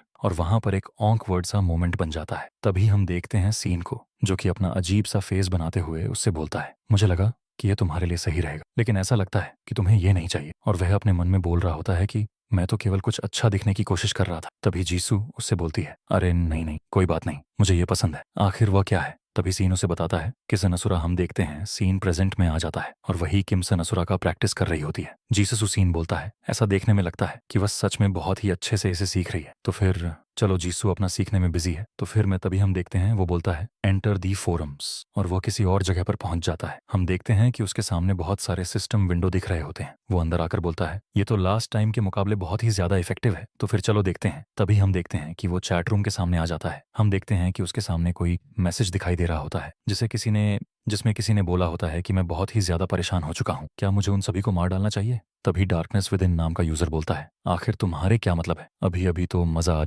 ना शुरू हुआ है। इसे देखकर सीएन बहुत ही ज्यादा गुस्सा कर रहा होता है। और मैं भाई बता दूं, ये कोई प्लेयर्स का चैट रूम नहीं है, ये गॉड्स का चैट रूम है जिसमें गॉड्स बातें किया करते हैं। वो बोलता है एन ऑनेस्ट लाइफ, ये उसी गॉड का निकनेम है जिसने डोंगवन पार्क को चुना है अपने अवतार के रूप में। वो दोनों सचमुच गधे के आगे तुम समझ जाओ। और इन सभी कंप्लेंट्स को देखकर ऐसा लगता है कि योंग यून ने उस डोंगवान पार्क को अपने अंडर कंट्रोल में रखा है। देखकर ऐसा लगता है कि डोंगवान को अभी तक रिवॉर्ड नहीं दिया गया था जैसा कि उसे फर्स्ट प्ले थ्रू में मिला। तभी एक यंग जेस्टर नाम का यूजर बोलता है मेरे अवतार तो मेरी शक्तियों का गलत इस्तेमाल किए जा रहे हैं, वह सभी बैंक को लूटने में मेरी एबिलिटीज का यूज किए जा रहे हैं, और डोंगन पार्क का गॉड उसका मजाक उड़ा रहा होता है। हम देखते हैं सीन को जो कि अपना मैसेज टाइप करता है और उस ग्रुप में सेंड कर देता है, और उसका नाम एनोनमस यूजर 48 से दिखाई देता है। वो यंग जेस्टर से पूछता है कि आखिर वह सभी बैंक को क्यों लूट रहे हैं, क्योंकि अब प्लेयर्स के लिए अर्थ के मनी का कोई भी महत्व नहीं रह चुका। यंग जेस्टर उससे बोलता है मुझे नहीं मालूम, मैं तो उन्हें ऐसे ही छोड़ दिया हूँ क्योंकि देखने में मजा आ रहा है। तभी सीएन उसे मैसेज करता है ओह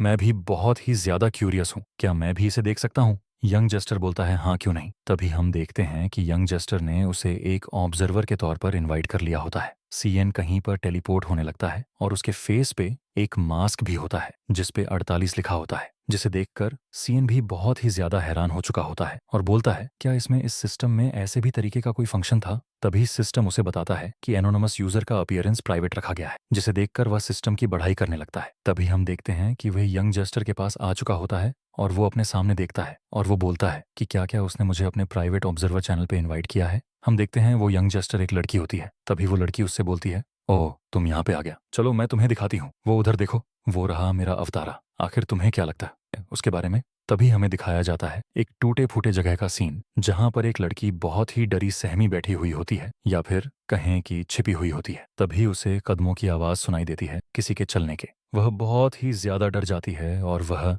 अपने सांस और नाक दोनों को बंद कर लेती है। तभी हम देखते हैं वह बंदा बोलता है मैं तुम्हारे सांसों को सुन सकता हूँ, क्या तुम ठीक हो। और वह उसके सामने आकर बैठ जाता है। वो उससे बोलता है कि ऐसी जगह पर रुकना बहुत ही ज्यादा डेंजरस हो सकता है तुम्हारे लिए। तभी हम देखते हैं लड़की उसे देखकर और भी ज्यादा डर जाती है। सीन बोलता है आखिरकार मैंने ढूंढ लिया, वह वहां पर है जिसे मैं लॉन्ग टावर के लिए ले जाना चाहता हूँ। वह एक ऐसा की है जिससे कि मॉन्स्टर को डिफीट किया जा सकता है। सीन सिर्फ होता है। हम देखते हैं जीससू और सीएन को जो कि कहीं पर आ चुके होते हैं। तभी जीससू से बोलती है हे सीएन आखिर हम कहाँ जा रहे हैं, रोम वर्ल्ड टावर तो इस डायरेक्शन में नहीं है। सीएन उसे बोलता है कि हाँ हम किसी और जगह पर जा रहे हैं, अभी अभी के लिए मुझे किसी और चीज की जरूरत है जिससे कि मैं सेकंड क्वेस्ट को कंप्लीट कर पाऊंगा। सीएन आसमान की तरफ देखता है और बोलता है यहाँ पर अभी के लिए कोई ऑब्जर्वर दिखाई नहीं दे रहा, इससे यह साबित होता है कि हमारे आसपास बहुत ही कम प्लेयर्स जिंदा रह चुके हैं। तभी जीसू रोड की तरफ देखते हुए बोलती है यहाँ के तो रोड्स बहुत ही पूरी तरह खराब हो चुके हैं, ये सब कुछ मॉन्स्टर्स का किया धरा होगा। तभी सीएन उसे बोलता है हाँ इसका कुछ ही पार्ट्स मॉन्स्टर का किया धरा होगा, लेकिन अधिकांश पार्ट यह सभी ह्यूमंस का किया रहा है। वो बोलता है खैर ये मेरे लिए एक देखा हुआ दृश्य है, लेकिन ये जीससू के लिए बहुत ही ज्यादा चौंका देने वाला हो सकता है क्योंकि मॉन्स्टर्स को ह्यूमन सिविलाइजेशन में कोई भी इंटरेस्ट नहीं है। जीसू बोलती है हाँ मुझे भी ऐसा लगता है क्योंकि यहाँ पर ना मिलिट्री है ना कोई पुलिस है, अब यहाँ पर कायदे कानून का कोई भी महत्व नहीं रह चुका, तो क्या अब ह्यूमन बीइंग्स का इविल डिजायर अब सामने आ रहा है। सीएन बोलता है हालांकि ऐसा नहीं लगता कि पूरा सिविलाइजेशन डिस्ट्रॉय हो चुका है। तभी जीससू किसी डायरेक्शन की तरफ देखते हुए बोलती है हाँ ये सही है क्योंकि अभी भी वो ब्रॉडकास्ट लाइव चल रहा है। हालांकि गॉड और सिस्टम बस्टर हाई स्टेटस की ह्यूमंस को अकेला नहीं छोड़ेंगे, इसलिए गवर्नमेंट और उस जैसी चीजें मूल रूप से टूट गई हैं। तभी हम देखते हैं जीसू के पीछे एक गोब्लिन मास्टर उसे मारने के लिए आ रहा होता है। सीन उससे बोलता है जीसू अब तुम्हारे पीछे ठीक से देखो। तभी हम देखते हैं जीसू अपना ड्रैगर निकालती है और उसका काम तमाम। जीसू अपने डैगर को देख के बोलती है अरे यार इसमें से तो बहुत ही ज्यादा ब्लड निकल रहा है। सियान उसके रिएक्शन को देखकर पूरी तरह हैरान हो चुका होता है और बोलता है अच्छा तो तुम अभी इस बारे में चिंता कर रही हो। जीसू बोलती है मेरा ये वेपन बहुत ही ज्यादा डल हो चुका है तो मैं उन सबसे साफ तरीके से नहीं लड़ पाऊंगी, ये अच्छा रहेगा कि मैं अपने वेपन्स को चेंज कर लो। सीएन बोलता है लेकिन फिर भी तुमने उसे एक हीट में मार डाला। जीशू उससे बोलती है ये ऐसा इसलिए है क्योंकि मुझे ह्यूमन टाइप के मॉन्स्टर पर एक्स्ट्रा ड्रिल डैमेज मिलता है। सीएन अपना फेस बनाते हुए बोलता है हाँ ये सही है क्योंकि मुझे केवल 30% और जीशू को पूरा फुल 100% डैमेज में आखिर कहाँ पहुंच चुके हैं? सीएन बोलता है हम लोग अभी बैंक को विजिट करने के लिए आए हैं। वो बोलती है बैंक? आखिर क्यों? क्या तुम यहाँ पर अपना पैसे निकालने के लिए आए हो? सीएन उसे बोलता है इस समय में पैसों का कोई भी वैल्यू नहीं रह चुका। सटीक रूप से बोले तो अब ऐसा कुछ भी नहीं है जिसे कि आप पैसे रहने के बावजूद भी खरीद सके। लेकिन हम पॉइंट्स के साथ ट्रेडिंग करते हैं तो ये थोड़ा अलग हो सकता है। जीसस उसे बोलती है तो फिर क्या? सीएन उसे बोलता है वो दूसरा इंसान जो कि हमारे सेकंड क्वेस्ट के लिए बहुत ही ज्यादा इंपॉर्टेंट है, वो यहीं पर है। तभी हम देखते हैं वो दोनों छिपते छिपाते किसी ऑफिस की तरफ चले जा चुके होते हैं, जहां हम देखते हैं एक सिक्योरिटी वाले बंदे को। वो एक लेडी को प्रोटेक्ट करते हुए बोलता है मैं इन सभी को ब्लॉक कर रहा हूँ, आप जल्द से जल्द यहाँ से निकल जाए। तभी वह लड़की उससे बोलती है लेकिन तुम्हारे बारे में क्या? वो सिक्योरिटी वाला बंदा बोलता है मेरी चिंता मत करो, मैं यहाँ पर ठीक रहूंगा, तुम जल्दी से जल्दी यहाँ से भागो। तभी हम देखते हैं वो सिक्योरिटी मैन उन सब पर अटैक करने के लिए उनकी तरफ बढ़ जाता है। तभी हम देखते हैं वह सभी रोबर्स अपना नाइफ निकाल के बोलने लगते हैं कि आखिर किसने सोचा था कि इसके जैसा बंदा यहाँ पर हमें मिल सकता है। तभी हम देखते हैं वो सिक्योरिटी मैन अपने हाथ से उसके हाथ में मारता है, जिससे कि उसकी नाइफ या फिर डगर कह लो वो उसके हाथ से छूट जाता है, और अपने नी से एक जोरदार किक उसे मारता है, जिससे कि वह बंदा पीछे की तरफ चला जाता है। तभी हम देखते हैं दूसरा रॉबर उस सिक्योरिटी मैन पर अटैक करने के लिए आता है और बोलता है कि तुम बास्टर्ड कहीं के, आखिर तुम्हारी हिम्मत कैसे हुई? और इतनी देर में ही हम देखते हैं उस सिक्योरिटी मैन को जो कि अपना एक पंच बनाते हुए उसे उसके पेट पे एक मुक्का जड़ देता है, जिससे कि उस बंदे के घोड़े लग जाते हैं। वो बोलता है कि आखिर ये बंदा इतना स्ट्रैंग कैसे है? वो रोब उससे कांसते हुए बोलता है कि मैं एक प्लेयर हूँ। तभी सिक्योरिटी मैन बोलता है जबकि यहाँ पर चले सभी चले गए हैं तो तुम लोगों का यहाँ पर कोई काम नहीं। अरे हाँ, यहाँ पर तो बहुत ही जल्दी से तुम सभी निपट गए। तुम बेस्टर्स को ऐसा लगता था कि तुम यहाँ पर आकर कुछ भी कर सकते हो। तभी जीससू उसे देखते हुए बोलती है ये तो सच में बहुत ही ज्यादा अमेजिंग है, तो क्या फिर यही पर्सनल है वो जिसे तुम ढूंढ रहे थे? तभी सीन बोलता है कि हाँ। जीससू बोलती है वो सच में बहुत ही ज्यादा स्ट्रैंगर है, उन सभी रॉबर्स का एक प्लेयर होने के बावजूद भी वो उन सबसे जीत गया। क्या उस इंसान के पास भी कुछ स्पेशल आइटम्स है? सीएन बोलता है ऐसा हो सकता है कि शायद कोई फंडामेंटल रीजन भी हो सकता है, वो एक गॉड का अवतार है। तभी हम देखते हैं वो बंदा सीएन को नोटिस कर लेता है और बोलता है क्या? तभी हम देखते हैं कि वह सीएन और जीसू के पास आ जाता है। तभी वह सिक्योरिटी मैन उनसे बोलता है तुम लोग यहाँ पर आए हो क्योंकि तुम्हें बैंक से कुछ काम था, लेकिन मैं बता दूं ये एरिया सच में बहुत ही ज्यादा डेंजरस है। और स्माइल करते हुए उन दोनों से बोलता है अभी के लिए बीच केवल किसी सेफ जगह पे चले जाओ क्योंकि बैंक के तो रॉबर्स यहाँ पर लगातार आते जा रहे हैं। तभी सीन उससे बोलता है नहीं नहीं, ऐसी कोई बात नहीं है, हम किसी भी बैंक से रिलेटेड काम के तौर पर यहाँ पर नहीं आए हैं, ऐसा कोई रास्ता नहीं है कि बैंक इस सिचुएशन में प्रॉपरली तरीके से काम करें। तभी वह सिक्योरिटी मैन उससे बोलता है तो क्या फिर तुम यहाँ पर छिपने के लिए आए हो? सीएन उसे बोलता है नहीं, उसके लिए भी नहीं। वह बोलता है तो फिर आखिर क्यों आए हो? सीएन उसकी आंखों में देखते हुए बोलता है क्यों, मैं तुमसे मिलने के लिए आया हूँ, लीमिना। उसके इस नाम को सुनकर वो सिक्योरिटी मैन भी हैरान हो जाता है। तभी अपने इस रिएक्शन को कवर करते हुए बोलता है लीना, ये मेरा पहली बार है जब मैं इस नाम को सुन रहा हूँ, मेरा नाम तो ट्विन सियोल है। तभी हम देखते हैं जीससू उसका हाथ पकड़ लेती है और बोलती है तुम्हारे पर्स तो बहुत तेजी से चल रहे हैं, ऐसा लगता है कि तुम अभी बहुत ही ज्यादा घबराए हुए हो। पोपा ने जो कहा उससे शायद तुम बहुत ही ज्यादा आश्चर्यचकित हो चुके हो। और हाँ भाई, इसने बहुत बार सीएन को ओपा बोला है तो मैंने मेंशन नहीं किया था, लेकिन जीससू सीएन को ओपा ही बोलती है। वह बोलती है कि एक ऐसे नाम के बारे में सुनकर सरप्राइज हो जाना जिसे तुमने पहली बार सुना है, ये थोड़ा ज्यादा सस्पिशियस है जैसा मैंने सोचा था। ओपा, तुम पहले से ही इसके बारे में जानते थे? देखते हैं सीएन को जो कि उसकी बातों को सुनकर पूरी तरह हैरान हो चुका होता है और बोलता है क्या? अरे हाँ, तुमने सही कहा। वो अपने मन में बोल रहा होता है कि आखिर तुम हूँ क्या, तुम्हारी इंस्टीट्यूशन बहुत ही ज्यादा बेहतरीन है। वो सिक्योरिटी मैन घबराते हुए बोलता है अरे यार, आखिर तुम सभी क्या बोले जा रहे हो? सीएन बोलता है मैं आश्चर्यचकित, शायद मेरे ये लोग जो तुम्हारी असली पहचान जानते हैं। तभी वह बंदा बोलता है आखिर इसका क्या मतलब है? तभी सीएन बोलता है ऐसा लगता है कि तुम्हारा एटीट्यूड अब थोड़ा बदल चुका है। सीएन अपने मन में बोलता है इससे ठीक से अभी भी एक्टिंग नहीं करनी आती। तभी हम देखते हैं एक ऑब्जर्वर आई को। सीएन उसे देखकर बोलता है ऐसा लगता है कि ये जेस्टर का ऑन ऑब्जर्वर है, तो फिर क्या ये पहले से ही ऐसा था या फिर कोई ये स्पेशल एडिशन है या फिर कुछ और? आखिर ये ऐसा क्यों दिख रहा है? हम देखते हैं वो सिक्योरिटी में जो कि अपने फेस पर हाथ रख के हंसने लगता है और बोलता है सच में ये प्लॉट ट्विस्ट आया कहाँ से यार? भाई ये ट्विस्ट तो सीधा दिमाग झकझोर कर रख देता है, पूरा सीन उल्टा पुल्टा कर दिया इसने। इंसान बोलता है यहाँ तक कि मैंने कमजोर होने का भी नाटक किया। अरे वाह, ये बंदा तो मास्टरमाइंड निकला, खुद को कमजोर दिखाकर सबको बेवकूफ बनाता रहा। हमें वही दृश्य दिखाया जाता है जहां पर वह छोटी सी बच्ची किसी से डर कर बैठी हुई होती है। सीन पूरा स्लो हो जाता है और स्लो हो जाता है। छोटी बच्ची कोने में छिपी बैठी, पूरा माहौल डर से भरा हुआ। तभी वह बोलता है मैंने कमजोर होने का अभिनय किया और उसे फंसाने के लिए अपनी तरफ आकर्षित किया। ये तो पूरा चालाकी का बादशाह है, कमजोरी का नाटक करके उसे अपनी तरफ खींच लिया और मैंने उस पर इतना हमला किया जिससे कि वह बुरी तरह घायल हो गया। एक झटके में उस पर इतना हमला किया कि बंदा बुरी तरह घायल होकर गिर पड़ा और उसके बाद मैंने उसके कपड़े और उससे जुड़ी सभी चीजों को ले लिया, बिना वक्त गंवाए उसके कपड़े और उससे जुड़ी सारी चीजें भी उठा ली। पूरा लूटपाट, मोड ऑन। और ये सच में बहुत ही ज्यादा एक परफेक्ट प्लान मानना पड़ेगा। ये प्लान सच में एकदम परफेक्ट था, हर कदम पहले से सोचा हुआ। तभी हम देखते हैं कि वह एक लड़की में बदल जाती है। अचानक से पूरा सीन हिल जाता है, वह इंसान एक लड़की में बदल जाता है। पूरा शॉकिंग मोमेंट। और वही मैं बता दूं कि वह लड़की ही थी जो कि डरी हुई उस इंसान से छिप कर बैठी हुई। और ट्विस्ट ये, वही लड़की थी जो पहले डर कर छिपी हुई बैठी थी। पूरा खेल उल्टा निकल गया। वो सीएन से पूछती है, तो फिर आखिर तुम मुझे यहाँ ढूंढते हुए क्यों आए हो? आवाज कांपती हुई वो पूछती है, तो फिर आखिर तुम मुझे यहाँ ढूंढते हुए क्यों आए हो?